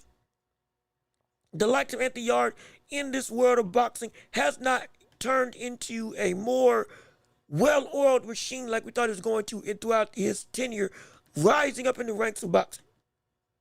His fight with Lyndon Arthur was a little bit disappointing. The best fight he had was the war that he had with Benavidez, but even then, fell short, got stopped. No shame there, but even still, many people see Anthony Yarde as at a plateau with the skill set, with what he can achieve and what he can push through to evolve into. Understandable. However, even with that being the case, with this fight with the likes against Benavidez, even with that plateau being in place, at his best, he can fight brawl for brawl with Archer Benavidez. He's going to have to fight that same way against the likes of David Benavidez. He is. That's just the truth of the matter. He's going to have to fight that same way. And because he's going to have to fight that same way, he is going to be in an absolute dogfight against this man. A dogfight against the likes of Benavidez. And this can be, I guarantee you, it's going to be a precursor. It's going to be a precursor. It's going to be a precursor to what we see that fight with Benavidez versus Benavidez, what that's going to look like. It absolutely is going to be a precursor because we're going to see this man come through. Yeah, there's going to be some boxing taking place. Yeah, it's going to be, can Yarde get around that long jab of Benavidez? Can the Mexican monster keep Benavidez pressured by physically walking him down like he's done all the time? Or will the physicality of Anthony Yarde and all those muscles all of a sudden take effect and actually make Benavidez really have to work and struggle? Really have to work and be a little bit cautious going into this fight. And that's going to inevitably turn into a complete amalgamation of just an outright brawl, an outright slugfest. Like what we saw with Benavidez like what we saw with Yarde versus Benavidez. Yarde being able to turn Archer Benavidez around, get him in the corner, pummeling Archer Benavidez on the ropes, going through it and getting turned around himself. going punch for punch, right straight with right straight, digging to the body, trading blow for blow. It can look like that. Now, the difference is this height difference is going to be a factor I think is going to give Yarde a lot of trouble. The height difference in this fight, I think, is going to give Yarde a whole bunch of trouble, which is why it will be different from the fight with Benavidez against Benavidez if that fight does happen. This fight with Yarde, that height coupled with that hand speed, I think that's going to be something that gives him a whole bunch of trouble going into this fight with Benavidez. I truly do. I truly do. Especially with the way Benavidez has gotten better with the jab. That long, lanky, and now powerful jab that can break through the guard. That can be educated. That is educated. Not can be. That is educated. That can act as both a rangefinder, a distance manager, as well as a ramrod of a power punch. It can bust opponents' noses. It is now more surgical than ever before. He uses it both to the head and to the body, which is something that, hey, I didn't expect for him to have. He can set up with it. He can use it as a defensive tool. And he understands that you can't track it. He's got a jab now that I've noticed from a multiplicity of opponents. His opponents can't read it. They can't read it, which is insane to say, but they can't read his jab. Genuine. They can't. Opponents cannot read his jab when he goes to throw it, because it is so much more refined than what it used to be. So much more refined than what it used to be. And it comes out like a gunshot. Comes out like a quick draw. And it happened with Lemieux. It happened with Boo Andre. It happened with Gvozdyk. It happened with David Morrell. At some point in time, probably around like 4, instead of trying to slip the jab and get out the way, they just start shelling up, because slipping the jab ain't working. Anticipating the jab don't work. Trying just to avoid it altogether, it doesn't work. So the only thing they can do is just block it. And then once they start blocking, that's when we see Benavidez really go to work, attacking the body and head, going upstairs and downstairs, differentiating his attack at every which way. Setting up the shots off the jab now. 1-1-2, into a hook to the body. Walking you down, another hook, into a straight. And then boom, coming up, jab again, forcing you back into the corner. Then another flurry as you're going through, as you're trying to shut up, you escape. We come out straight right as he's chasing you. Reset and center the ring. And what does he do? Throw the jab again, you get caught and you're back to shelling up, and the cycle continues over again. It is a continued, dominant cycle of offense that all is predicated on, can you get away from the jab that I'm bringing to the table? And every single time, over 30 people have stepped up, over 30 people have stepped down, and all of them have fallen or succumbed to some degree to the jab that has stifled and or completely demolished whatever they wanted to do in the ring. Because again, it's the greatest weapon in boxing, though it's the simplest weapon. He who masters the jab masters the world. Right now, Benavidez is on that. He's on that 4-8. He is on that trajectory. Man, it's pretty. It's beautiful. Let me see what you all got to say on the matter. We still got people coming through and chatting. Garden Snake, what's going on with you? How you doing? Good to see you. Thank you for tuning into the show. So glad that you're here with us on today. And let me see what you got to say. Do you have a top 10 pound-for-pound list?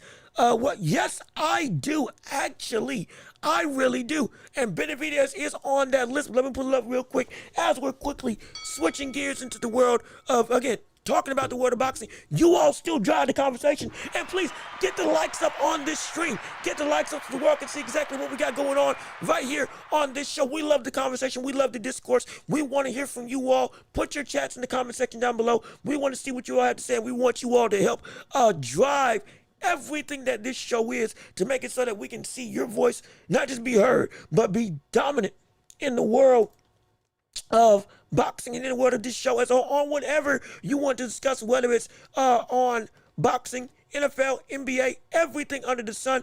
All that you want to discuss and talk about, we can talk about it right here on this show. I'm pulling it up right now. Give me a second. I'm trying to pull up the pound for pound list on my computer so I can read it to you outright. I know the Ring put out one.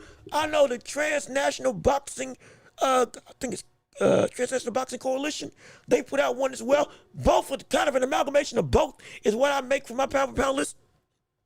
And with my own thoughts as well in mind. And so, but this is what it is coming. Hold on, it's loading. It's coming up. Here we go. Okay, here we go. So on my pound for pound list, if it'll sit right so I can actually bring it up with people. Okay, we're good now.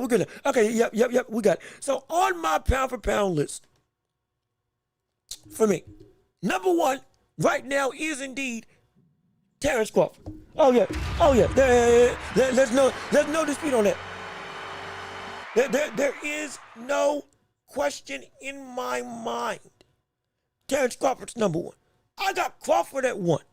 I have Inoue at two. I got Usyk at three. Now, again, yes, Usyk being as dominant as he was, I am not trying to say he doesn't deserve the number two spot at all. But with Inoue fighting 4 times a year, with those fights also including Akhmadaliev as a person that he shut out 12-0, who was and is not just a great fighter, but was expected to be the hardest test for Inoue since Stephen Fulton at 122. And this man cleaned him up worse than he did the likes of Paul Butler. Don't say what? No, not worse. Almost as bad as he did Paul Butler when he ended the fight in a knockout with Paul Butler and he made Akhmadaliev look silly all fight long.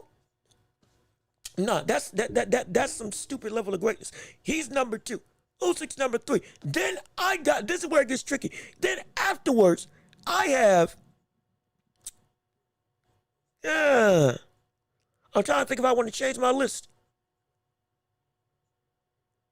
No. We're going to stick with it. Crawford at one, Inoue at two, Usyk at three, Bivol at four. Though, yeah, we'll stick with it. Bivol at four, Ben Rodriguez at five. Actually, no, we're switching it. Ben Rodriguez at four, Bivol at five, Benavidez at six, Junto Nakatani at seven, David Benavidez at eight,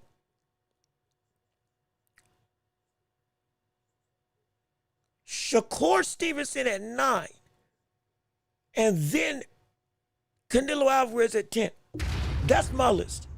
That's what I got for pound.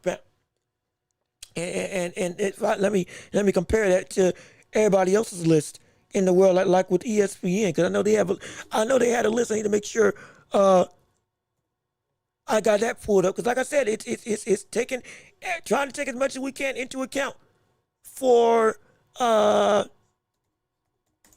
experts and others and their rankings. But for right now,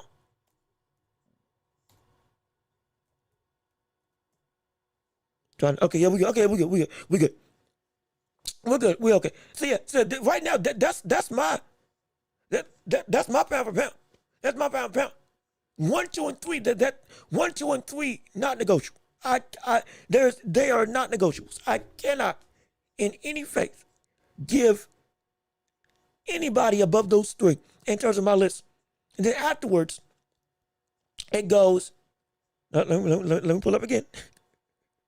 Let Let me pull up again to make sure. Also, but let me keep on reading. Let me see. That's a strong list. I got Bud, Usyk, Inoue, Bivol, Bam, Benavidez, Junto, Shakur, Tio, and then Benavidez. Wow. Wait. Oh. So does that mean that Canelo's not on your list? Wait a minute. Oh. Whoa. Whoa. Are you telling me that Canelo's not on your list for pound top 10? That is interesting. That's interesting. Now I know that this was an insane type of loss against with Crawford beating Canelo. I get that, but is that enough to knock him out of pound for pound? Is that enough to knock Canelo out of pound for pound though? Because this is a good list as well. Bud, Usyk, Bam, Bivol, Bud, Usyk, Inoue, Bivol, Bam, Beterbiev. Again, for me, I think Bam is over Bivol because of the not just consistency, but the accolades. Opponent's expectations are also like up to snuff for his caliber, and he is dominating everybody that comes his way. Everybody that comes this way, he is dominating clear cut. Whether they're supposed to be on his level or not. So because of that, I got Bam above Bivol and Beterbiev. But even still, no problem with that. Junto and Shakur, Tio and Benavidez. Now, see, this is where I'm interested. I don't have Tio in my pound for pound, but other people do. And I'm trying to figure out, unless I'm missing something, why is it that Tio is in pound for pound conversations with the up and down flow that his career has been on? Some performances been great, some performances not being as great, somewhat inconsistency for the amount of times that he fights. Though we know, again, when he does fight at his best, yeah, he can be all world. What is it? What is it? Let's keep it in there. And am I missing something? Let me see. Tio is a two-time lineal champion. Okay.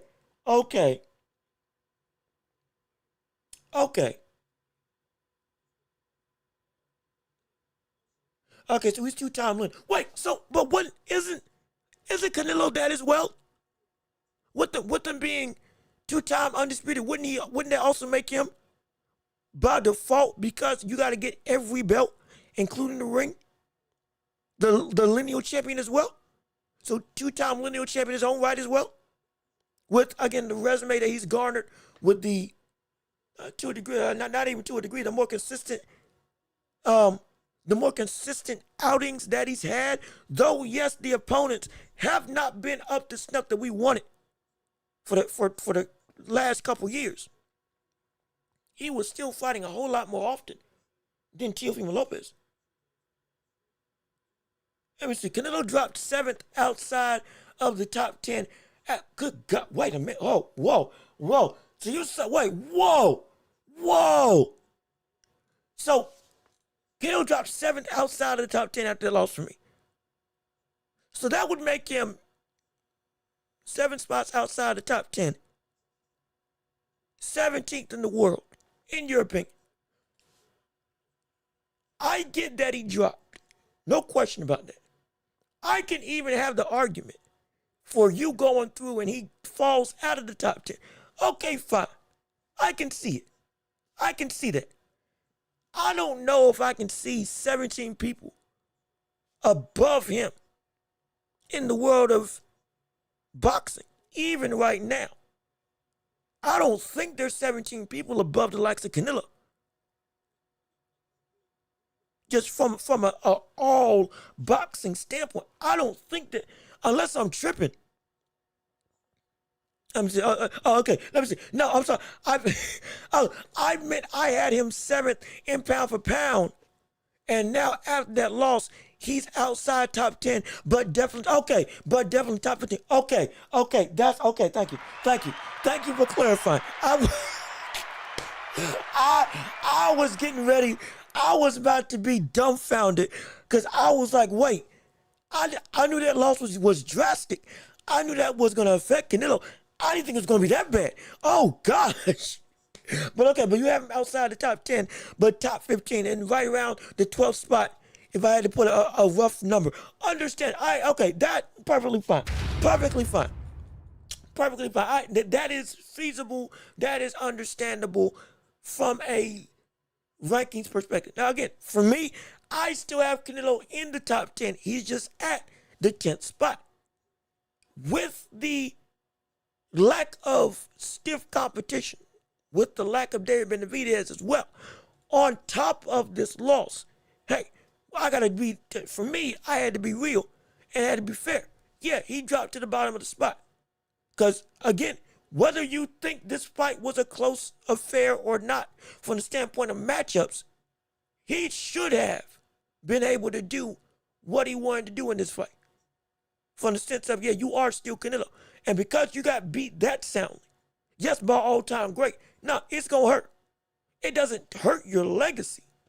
From the standpoint of, he's a bum, he don't mean nothing, all that stuff. And it does affect it to some degree, but it's already set in stone. But you do move down, and you deserve to move down. And especially when you got outboxed that soundly. Yeah, for me, he's 10. And I'm going to tell you this. For him to now, and this is where stuff gets interesting. We talk about David Benavidez. And you talk about, we got Shakur and T.O. again with them, with the fights we talked about. And you see it in the thumbnail. We're going to use them, but we're going to still talk about the other stuff as well that I want to discuss. When we're looking at Shakur, T.O., within that, if you want to put, I think I put both of them in that top 10 threshold. Well, I think I put Shakur in that top 10 threshold and not T.O. But if you want to put both of them in there, no problem. Right, completely fine. Shakur specifically has been taking very much real level tests for the most recent run of his career, especially now. This keeps up, he can get to top 5 very quickly. But if Canelo followed that same path, hey, this loss with Crawford would still be drastic, but it wouldn't be nearly as drastic. Now we need to see Canelo follow the same pathway and follow the same footsteps as the likes of a Shakur, in going after and looking for these big names. Like, hey, I wouldn't be mad if we saw Canelo versus Christian and Billy or Martinez as just the next fight outright. Because he doesn't need a tune-up fight. He shouldn't have to take a tune-up fight. And he should be just fighting people off the bat from the jump who are dogged, legitimate, dominant threats and contenders. We need to see that happen. Because if we don't see it, it's going to it's going to further delve into, well, hey, you've been taking fighters that you thought you would be able just to overcome with the greatest speeds. But now you can't do what you want because of that loss, which is great. Now he's got to fight real competition. That's what we want to see on a consistent basis now. So, but let me see. Do you think Virgil Ortiz is turning into a hype job? I'm going to say the public's starting to feel that way. The public is starting to feel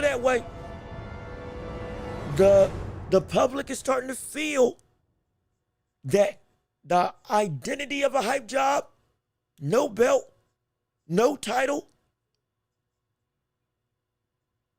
some people are using the war that he had with Boachuk.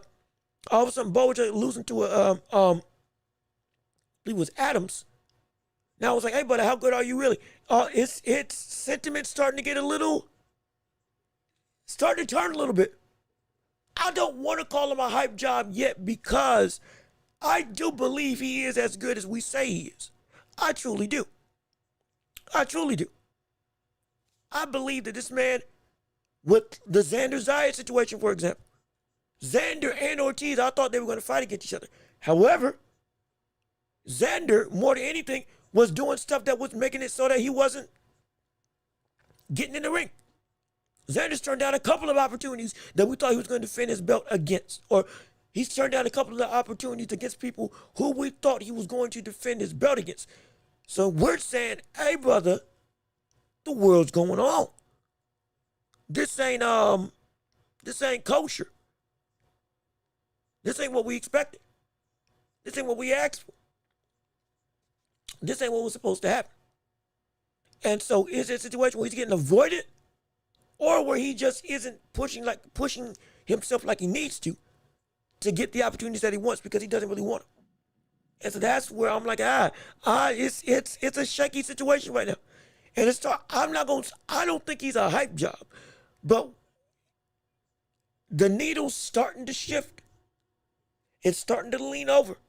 It's starting to go over in that direction. Just a little bit. Actually, more than just a little bit. You're seeing the link. It's not full-fledged yet, but we gotta have those conversations. But let's see, Boots and Virgil both have talent, but do some head scratching things. It's more than head scratching things. Boots, we covered, was indecisive. Said he was gonna move up to said he was gonna move up to 154. Then stayed down to fight for undisputed at welterweight. Okay, boom. You fight Boachuk. Now, mind you, after that fight with Boachuk, he was saying he needed to move up. But then he said he wanted to stay down and try to become undisputed. He becomes unified against Stanionis. Best performance of his career. We're thinking he's going to go after undisputed. He doesn't. All of a sudden he says, nope, I'm going to move up. Then he waits around. Then we don't know if he's going to drop the belts. Then he finally does drop the belt. Then he finally moves up to 154. We are saying that he is a definitive title contender. He can fight Virgil or anybody first because he's got that cachet. And then after that, what happens? We don't hear anything. He needs a tune-up fight. Now he needs 2 tune-up fights. Some reports saying he was needed 3. But whatever the case may be, needed a tune-up instead of doing what we expected to happen, which was the second you get in line for a fight at 154, it can be for a title immediately. Then, boom, finally gets a decision, who you going to fight? You're fighting Lima. And now it seems like it's going, you only need 1 tune-up fight before you go and fight for a title at 154. That's what it's looking like right now. 1 fight with Lima. Then afterwards, you're going into the deep end with 154 to fight for champions. If that's the case, great. If it sticks that way, great. After Lima, if you go for the titles like you said you wanted to go after undisputed, and then go up to 160 to be undisputed, and follow that timeline that you gave us that you wanted to do, we'll keep your word for it. That's what's going to happen. No issue there. But if you don't, we got a problem. Because you've been moving indecisively, and you've been breaking your own words on what you said you were going to do. And that just ain't okay. That just ain't right. That is a problematic instance that we can't let slide. And now with Virgil, it's like you talking all this talk, but you ain't got a title. And I'm battling with, is he being avoided, or is he not attempting to push his way through? So now the same talks with Boots we're having with Virgil Ortiz now. Both of them got some stuff to prove. Both of them have some stuff to prove, and they better prove it today. They better prove it right now. They better prove it by the end of the year. Because we come into next year with these same questions, I guarantee you, sentiment's not going to be on the fence in the middle. People are going to start picking the side, and that side can be very much, you ain't about that life. And it can get like that real quick. Let me see, Boachuk has looked lackluster in his last 2 fights. Yep. His last fight was against it was against Ishmael, I believe. And I think he knocked him out. Or knocked him down, or at least beat him.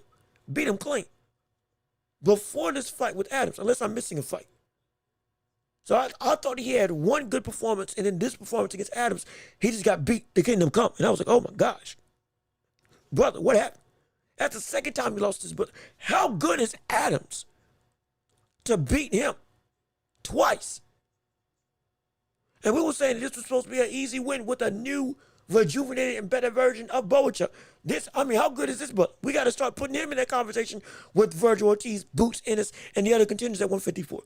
Because, hey, this man just beat twice a brother who we were all saying was in line to be one of the more definitive contenders in this championship picture. So we got to give him some respect. Let me see. Virgil could have fought Bakwa. Yeah. See? Hey, look at this. We got the problems here. See? We got See? the problems here. He could have. He could have. He really could have. He really could have. Yet he didn't. Yet he did not. So I'm like, man, my gosh.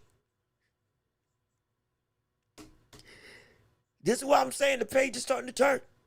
Because people are starting to connect some dots together that's making Virgil look very much out of sorts. And very much in a bad way. And so it's a bad thing. Boots had his comments out on Canelo Bud. He said he barely watched. And see, I don't know whether that's true or not.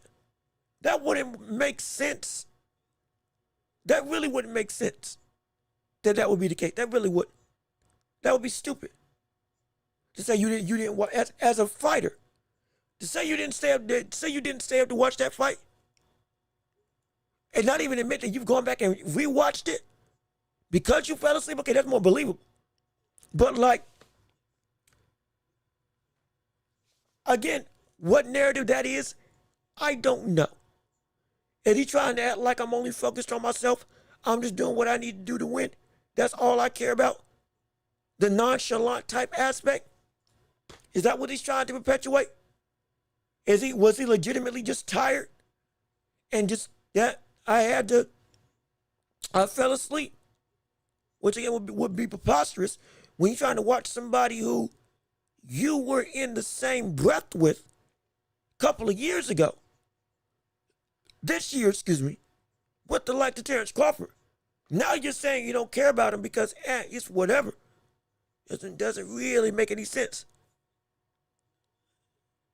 I'm not gonna read into it because I ain't gonna try to be that type of speculative brother. But I'm gonna tell you this: he better study. He better look at that fight. He better watch it and care, because if he ever wants to beat the likes of Terrence Crawford, or even achieve that level of greatness, that's the fight he needs to watch. Because he can learn a thing or two. Shoot, everybody can learn a thing or two from that fight. And right now, I'm telling you, it ain't a good look. It ain't a good look at all. But again, real quick, it is still the championship rounds. I want to see what you all's opinions on the matter are for the world of boxing and beyond. As we are, wait a minute, time out. Dang it, never mind. I thought I had gotten an update on a fight that had gotten announced, and it didn't happen. Shoot. Dang it. Lord. Okay, yeah. But again, it's still the championship rounds. You all can talk about whatever you all want to discuss on the show, and I can bring it up right here. What is the NFL? What is the NBA? What is the boxing, sports, movies, television, video games, all that stuff we can discuss right here on the show. It's still your voice. It's still your opinion. While you're getting your questions together, we can still talk about the other aspect of this show that I had on the docket, like with Shakur versus Tio nearing a deal with each other. Yes, indeed. Oh, yeah. It's about to happen. It's looking like more and more.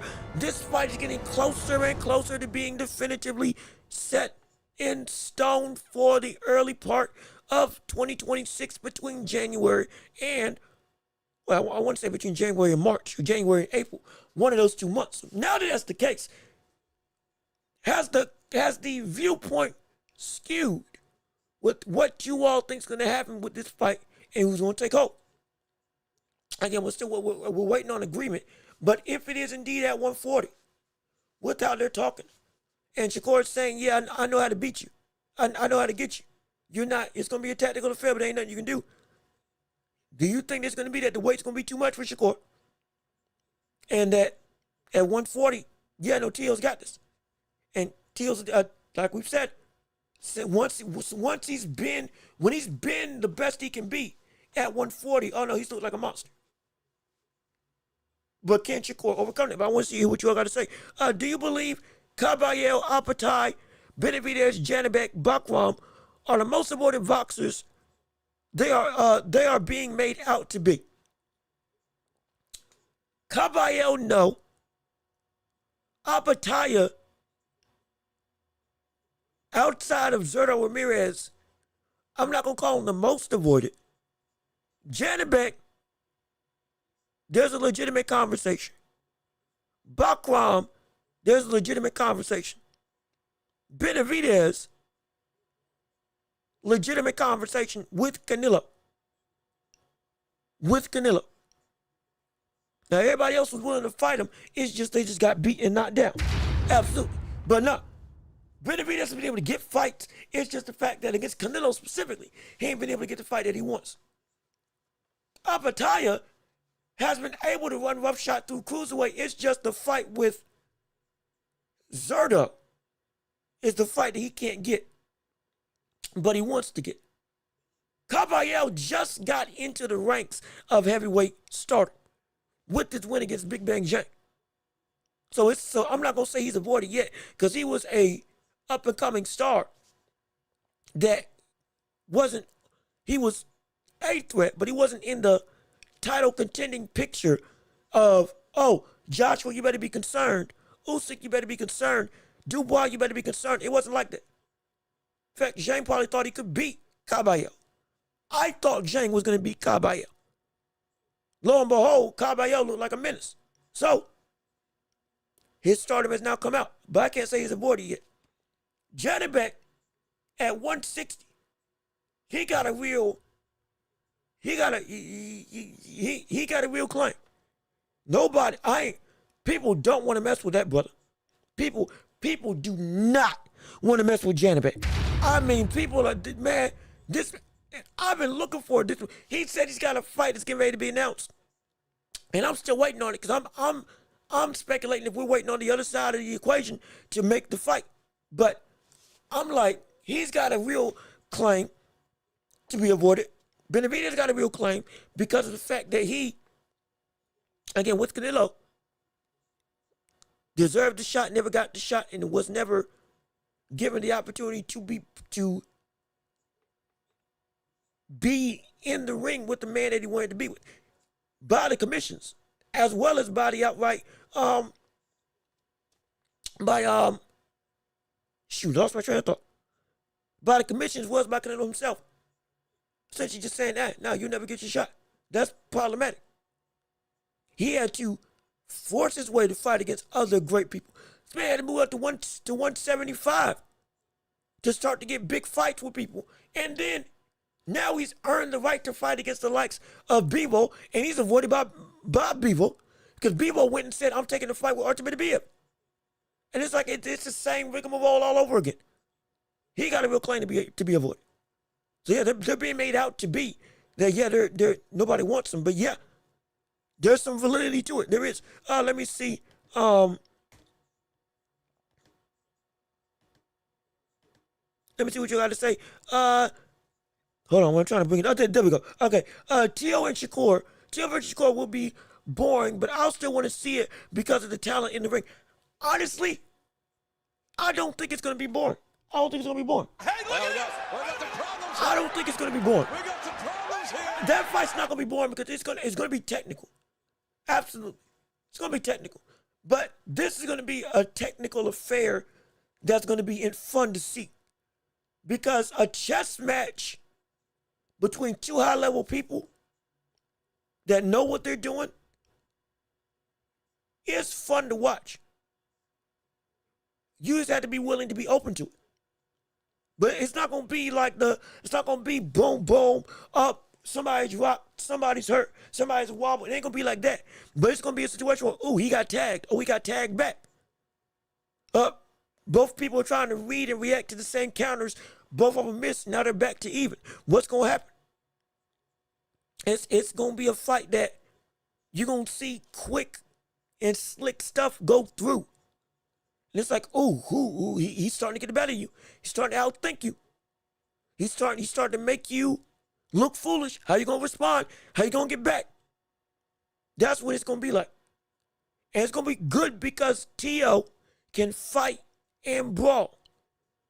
And we've known he can do that for a while. He can fight, brawl, and box. Shakur, we know he can box. We know he can box. And he just showed that he can brawl. He just showed that he can brawl and fight. In a manner that we didn't think was possible. We did not know that Shakur could fight on the inside with volume and be that clean. And the way that he did against the likes of Williams Zepeda, up until he fought Williams Zepeda. And all of a sudden, after that fight, next thing you know, this butt is looking clean, landing heavy shots, countering the likes of Zepeda at will, sitting on the ropes like he's comfortable. And boom, uppercut, hook, another uppercut, lean on the ropes, go through, quick jab, lead hook, smothering everything, laughing while he's doing it, smiling while he's doing it. We know he can do that now. And we know against T.O. he can do. Against T.O., it's a real possibility that a lot of T.O.'s offense might not be as successful because of the defensive responsibility and now the comfortability of Shakur when he's in pressure. This could be a very entertaining fight. Because what's going to happen? Most likely we can see the likes of T.O. attempt to do a better job of not just cornering, but also giving great punch placement to the likes of Shakur Stevenson. And that leads into a whole new plethora of fighting styles and fighting identity that we can see take place throughout the fight. It's going to be good. Don't get bored by it. I promise you. Don't get bored.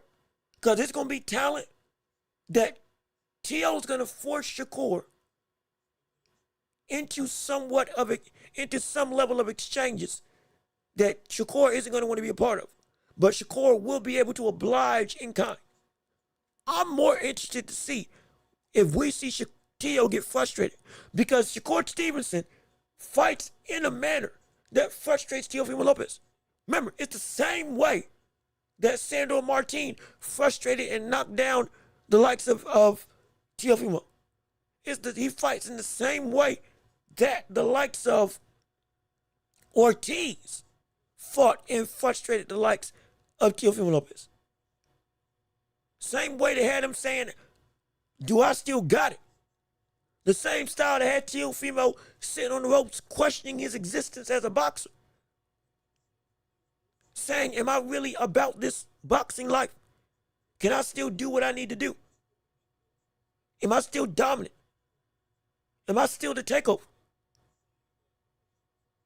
Those styles that made him rethink reality are the same styles that had this man going through, or it's the same style, that Shakur embodies.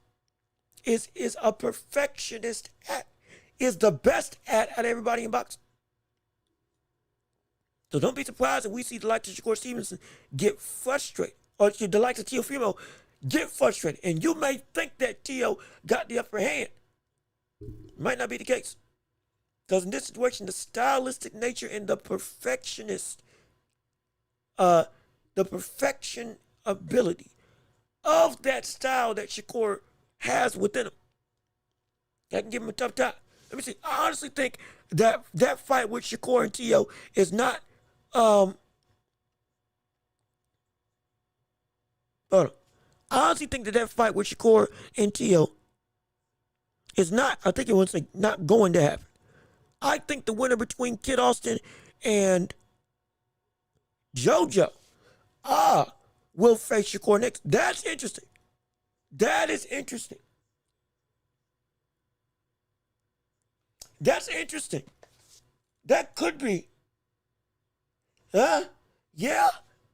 That could happen. Again, like yeah, you got Andy Cruz is ranked number one for Shakur's WBC, but he is ranked number one. That's true. He is. Is he gonna get his shot? I'm not sure. If this fight with Tio and Shakur, well, again, I'm reporting based on what I'm seeing that it is near finalization. If it does fall through, then sure. Andy Cruz, if he gets a shot, I have no issue with. Will he get his number one ranked contendership recognized and activated by the WBC? I don't know. That's the issue. They can make him wait. They can make him wait to make the fight with Kid Austin. They can make him wait and make the fight with Kid Austin happen first. If again Kid beats JoJo, and then afterwards, now he gets a shot. After the big money fights go through. That's what it could be. But it's there are some ways that could occur if we do see this fight indeed not happen at all. Andy Cruz need a fight bad. He does. He does. If he doesn't get his number one, if he doesn't get his number one ranked status activated, I want to know who he's going to fight next in the meantime. He's going to stay active. Because he does. It would help if he also had a highlight reel of performances to help make him undeniable.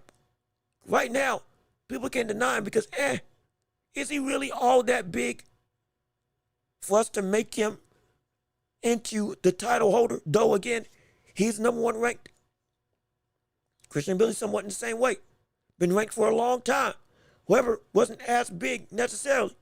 And everybody else was getting shots above him. Because either they were less risk and bigger reward, or cash just wasn't up to snuff. Could be that same situation with him. Let me see. Lopez doesn't stand a chance. So you're saying that Lopez is going to get beat out right by Shakur Stevenson. Okay. All right.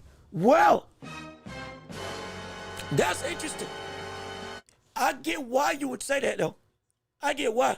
Now, I don't think he doesn't have any chance. Shakur, Tio does have he's got a good chance at beating him. If the fight's at 140, yeah, he's got a good chance at beating him. He does. He absolutely does. Because Tio at 140, that's a bad man. Tio at 140, that's a bad man.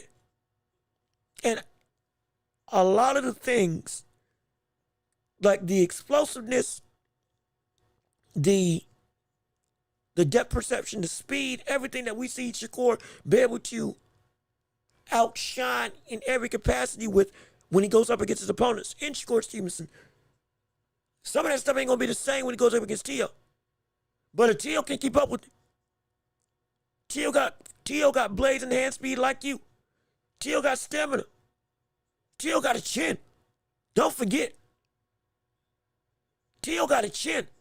Yeah, he's been knocked down before, absolutely. But in both situations, whether it was Sandor Martin, whether it was Kambosos, man, he got up and he kept on fighting like nothing happened. And he was able to take all the punches for the rest of the fight. Couple that with the instinctive nature at which he can avoid and just, boom, shift and change on a dime. Set you up for traps that you ain't even expecting. Because he can walk nonchalant and then, boom, change gears just like that. His offense is so arrayed and is so vast, yet it is so, what's the word? What's the word I'm looking for? It's varied, yet it's also still precise. And he can go to a bunch of different gears anytime he wants to. Yeah, it's a dangerous sentiment. You know, I thought I saw something. But that's dangerous. That's dangerous. Tio got a lot of things that could give Shakur a world of trouble. A lot of things that could give Shakur a world of pain. A lot of things that could frustrate Shakur. This is the first time I think we've seen somebody in a boxing sense be anywhere relatively close to Shakur Stevenson. I think this is the first time. From a pure boxing standpoint, ain't many people that we've seen Shakur face off against that have been on the level IQ-wise and in-ring generalship on Shakur's level like with Teofimo Lopez. This is his toughest task to date. And physically, speaks for itself what Teo can bring to the table. This is Shakur Stevenson's baddest test. From the standpoint of like a bad brother who can do a bunch of different things, yeah, he's of that ilk. He's of that ilk. He's definitely of that ilk. But let me see. Let me see. I'm sorry, I thought I had subbed to your channel. Oh man, I did. Hey, look, it's all good. We got another one. Let's join the channel. Hey, we got another one. You thought he had done it before, but he did it now. We can welcome to the Empire. So glad that you're here. So glad you tuned in with us again. I appreciate it oh so much. And hey, we do this every Tuesday, Thursday, and Friday, covering the world of boxing and beyond right here on YouTube. Yes, we're predominantly a boxing show, but we do this for a multiplicity of things, depending on how the ebbs and flows of the show and of what you all have to say. So we appreciate it. We're so glad that you're here. We're so glad you subscribed. And hey, anybody else who wants to join, come on through. Come on and subscribe. Come on and join the Empire. Come see what we all about and come be a part of the hottest show in all of the globe right here on YouTube and on every podcasting platform imaginable. Yes, indeed. So that man, Ryan Frazier, we're so glad that you're with us. We're so glad that you tuned in, and we're so glad that now you're officially part of the Empire that is the Welch Report. Thank you so much for tuning in. Thank you so much for listening. And hey, man, we appreciate it. We really do. We really do. It means the world to us. No question about it. But let's keep on with the show. Oh, also, if you want to support the channel, while we ain't got super chats just yet, that's part of the reason why we ain't bringing them up, because we ain't got them. But when we do get them, we're going to be able to use them and read them off and all that stuff. But in the meantime, hey, we got Cash App, we got PayPal, we got links down below in the description. If you would like to support the channel, anything we'll do, it helps keep the lights on and help us to invest back into the show to make it bigger, better, and grander for you all to be able to enjoy. So I appreciate it oh so much. And hey, let's keep on rocking. We got a couple more minutes. We got like 15, 30 minutes left we're going to rock with in this show before we get out of here. So let me keep on reading. Shakur not losing to Lopez. I hear what you're saying, but Shakur's on another level. He is. No, you're right. You're right. He is from a... There's only, 3 people on the planet that got this man's IQ in a boxing sense? And that's Crawford, that's Usyk, and that's Inoue. That's it. That's it. That's it. We can be real. And we can say from the mental games of boxing, it's only 3 people that we see that are on that same threshold. Inoue, Crawford, Usyk. And they're the top 3 best in the world. Legit. It's ridiculous. Now, we're not saying that Teo is on that level. It used to be that we were all saying that Tank was on that level too. But after that fight with Lamont Roach, people got a little bit of change in the tune, ain't they? But he was still, I digress. We're not saying that Teofimo Lopez is not. We're not saying that he's on that level. But Welch not saying that he ain't a slouch either. This is a man who was, and for some people still is, on pound-for-pound list. This is a man who has been able to beat pound-for-pound people before on 2 separate occasions. One of them being Lomachenko, pound-for-pound number 1 in the world. What we're saying about Teo is he can elevate himself to that level. He can elevate himself to be on the same level as Shakur Stevenson. That's what makes this so interesting. We know we can do it because he's done it before. We're not going to act like that Teofimo Lopez is just a has-been that doesn't have any real weight to his ability of a fighter at 140, especially at 140. We ain't going to say that. We ain't going to say that. We know this man, for anybody coming up to his division, yeah, it's hard for us to see them being able to take that level of power. At 140, sure, his pop ain't been the same. But coming up to 140, yeah, it's understood that we expect if he does indeed land flush, it's going to hurt for anybody that isn't a natural 140 pounder. Speed, dexterity, flexibility, adaptability. Notice when he really gets in the groove, he's able to clown on his opponents and do whatever he wants. He doesn't do that just because he's having fun. He does that because he knows, oh yeah, you can't do nothing to me. He's done that against people that, again, are pound for pound, all world level talents. I'm not saying it's going to happen against Shakur. Not at all. Not at all.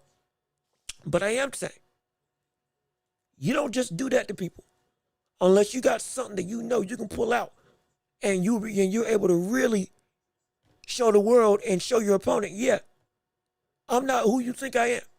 I'm better. He's been able to do that on a couple occasions. Couple occasions. And I'm telling you right now, boy, against Shakur Stevenson, because we haven't seen him tested against somebody with the same mental mind as him, makes me really interested to see exactly what he could do against the likes of a Teofimo Lopez. Because we can say what we want about how much he's better than him, how much he's faster than him, how much he's a better boxer, how much he can keep him at bay however he may please. Still, man, Shakur ain't faced a brother like this before. Teo's faced off against somebody like Shakur before. From a technical matrix in Lomachenko. Shakur's never faced off against somebody that is this much well-rounded in both the physical and technical department. That's where this stuff gets interesting. That's where this fight gets exciting. That's where, man, I can't wait. I cannot wait for this fight to happen. I can't wait for it to happen. And it's incredible. But again, we got what? 15? 10 minutes. I don't want to, like I said, I don't want to drag the show long. If everybody's wrapping up and sending hope, I would love to keep on talking. We also don't want the show to go stale with content. So is there anything else anybody wants to discuss in the world of boxing for this show? Anything, any questions, any comments, any concerns, any more debates? We're getting into the, I almost forgot. What do you have something we need to touch on? We do. Eubanks versus Conor Ben. My gosh, I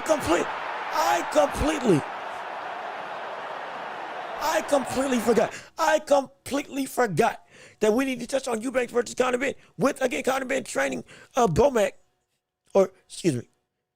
Bomac training Conor Ben, and that fight happening, I think, in a couple months from now.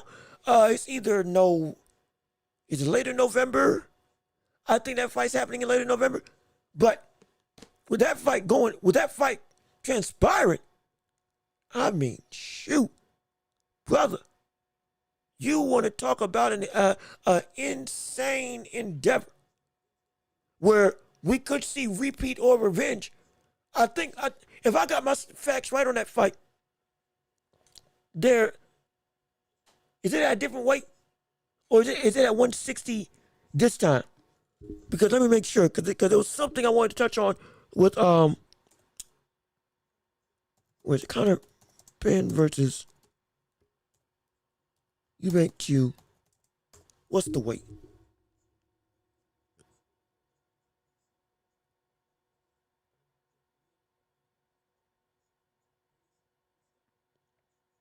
Wait a minute, hold on. Okay, yeah. Okay, I thought so. I just had to make sure. So yeah, I was reading to make sure I had it right. So, Conor Ben Eubanks at 160 yet again. 170 rehydration clause, similar to the first time. Now, my question is, can Eubanks, with what happened at the end of the fight with Conor Ben, will this be a continuation, and will Conor Ben build on that and be able to, when Eubanks potentially starts to slow down, go through and get him in trouble. That's what happened the last time. Now, granted, hey, Eubanks won. Eubanks outboxed him. Eubanks is, again, bigger, stronger. I think he's a better counterpuncher. Definitely was a better counterpuncher on that night because he was able to counter Eubanks a ton, especially with those uppercuts, that he was throwing on the inside all night long. That can happen again. And with the fact that Bomac is indeed in this corner, oh, that's going to be an interesting feat to see how much more he's going to be if we see Bomac do what he always does. To pinpoint the weaknesses in the likes of Eubanks, to turn them into strengths as well as the weaknesses in the opponents, to turn their weaknesses into your strengths. Will we be able to see right now a Eubanks that will be able to potentially end the job? Forget just consistently hurting and wobbling the likes of Conor Benn, but actually be able to put him down and keep him down, genuinely. Because if he is able to land those uppercuts even more consistently than the first fight, and have an easier time being able to figure out exactly what's coming at him, and also not get put his back to the ropes with the pressure of Conor Benn, yeah, that could happen. But on the flip side, looking at that fight with Conor Benn, the end of that fight had you be able to get to him because of your motor, because of your pressure, because of, again, the waning gas tank of Eubank, and because of the almost, I don't want to call it eccentric, but because of the very much wild style per se that you tend to take in your fights. Once you actually close the distance, even though you are a shorter fighter coming up, you were able to catch him and hurt him bad, really bad. My question is, how does he take advantage of that same opening again? How does he make that opening for the first time or for the earlier halves of the fight? His part is going to be, instead of just eating punishment from Eubanks and being tenacious to get on the inside, oh yeah, I'm going to work, I'm going to always be there, you can't do nothing to me. Conor Benn's got to find a way to make that speed and that explosiveness his best weapon to be able to make the taller man miss and make him pay. Because at this point in time, he's getting paid for more than he's making Eubanks pay, at least in that first fight. With, again, the litany of power shots that we saw Eubanks able to land on Conor Benn. But if he can finally figure out how to get around that jab of Eubanks and mitigate the onslaught of uppercuts that we saw Eubanks use in that fight, the first time around, and make it so that you can actually win the exchanges on the inside more fervently instead of just later on in the rounds when your opponent finally gasses down. We could see some real levels of success that, hey, you could put Eubanks in some serious trouble. Eubanks still makes some of the same mistakes. Eubanks still at times leaves his chin in the air. At times he still leans back as a means to avoid offense. Some of those things that we saw that were prevalent in the likes of Smith, when you got knocked out against Smith. Some of those issues are still prevalent against the likes of Conor Benn, even in their first fight when they had it, or in the second fight that they're getting ready to have. You learn to take advantage of that, you can have yourself a great outing and potentially get some revenge. But if not, could be a rinse and repeat situation. But like I said, it's about to be 4 o'clock. I think that unless we got anything else we want to cover. Let me see. Love King, great show today. I'm off to work. See you next time. Hey, I appreciate it. Thank you for tuning into the show. So glad that you're here with us on today. And again, last call. We're gonna do a last call. Is there anything else anybody wants to talk about in the world of boxing and beyond today? Anything, whatever you want to discuss. It's still your time to shine. You all still control the show. Is there anything you all want to discuss and talk about? Anything at all that you have on your minds that you want to discuss and handle? If not, we can end the show. Because like I said, we don't drag stuff along. We cover everything we can. We'll give you as much stuff as possible. We don't want the show to run stale. So if there's anything else anybody wants to say, speak now or forever hold your peace. Hey, look at us. Or if not, We got some problems here. if not, hey, we've been on this show 2 hours, 20 minutes. About to be 2 hours, 20 minutes in a couple seconds. And it's almost 4 o'clock, at least over here on the East Coast. And no matter where it is over there on the West Coast or wherever you are in the world, hey, it's been great. It's been phenomenal. Nobody else has anything else that they want to say. Then I think we're going to wrap this up and send it home. So, with all of that being said, and with the phenomenal show in the books, this has been another episode of The Watchman with me, your host, Jean-Luc Welch. Thank you so much for tuning in. Thank you so much for listening. Thank you to the likes of Ryan Frazier for subscribing. And we've had a phenomenal show with everybody coming in and tuning in. Thank you all for the support and for the love. Again, to everybody who chatted and commented, we appreciate you right here on the side as well. The pound for pound chatters for this show. Number 3 was indeed, it was Matt Borgerson. Number 2 was indeed Frazier. It was number 2.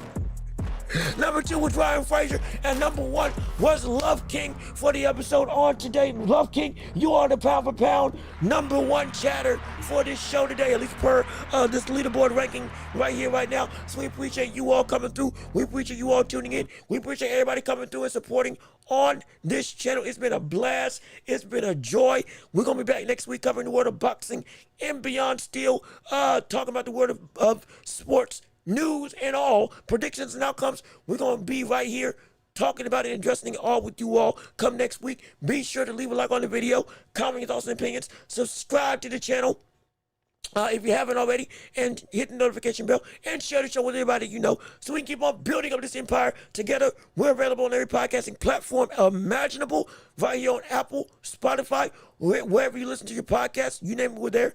And if we're not, tell us. We will get there. Absolutely. But I've been Jean-Luc Welch. Y'all have been wonderful. Enjoy your Friday. Enjoy your weekend. Peace and love. We are out of here. Yes, sir. We are going to see you all on Tuesday next week. Be safe. Be blessed. Peace and love. And we are out of here.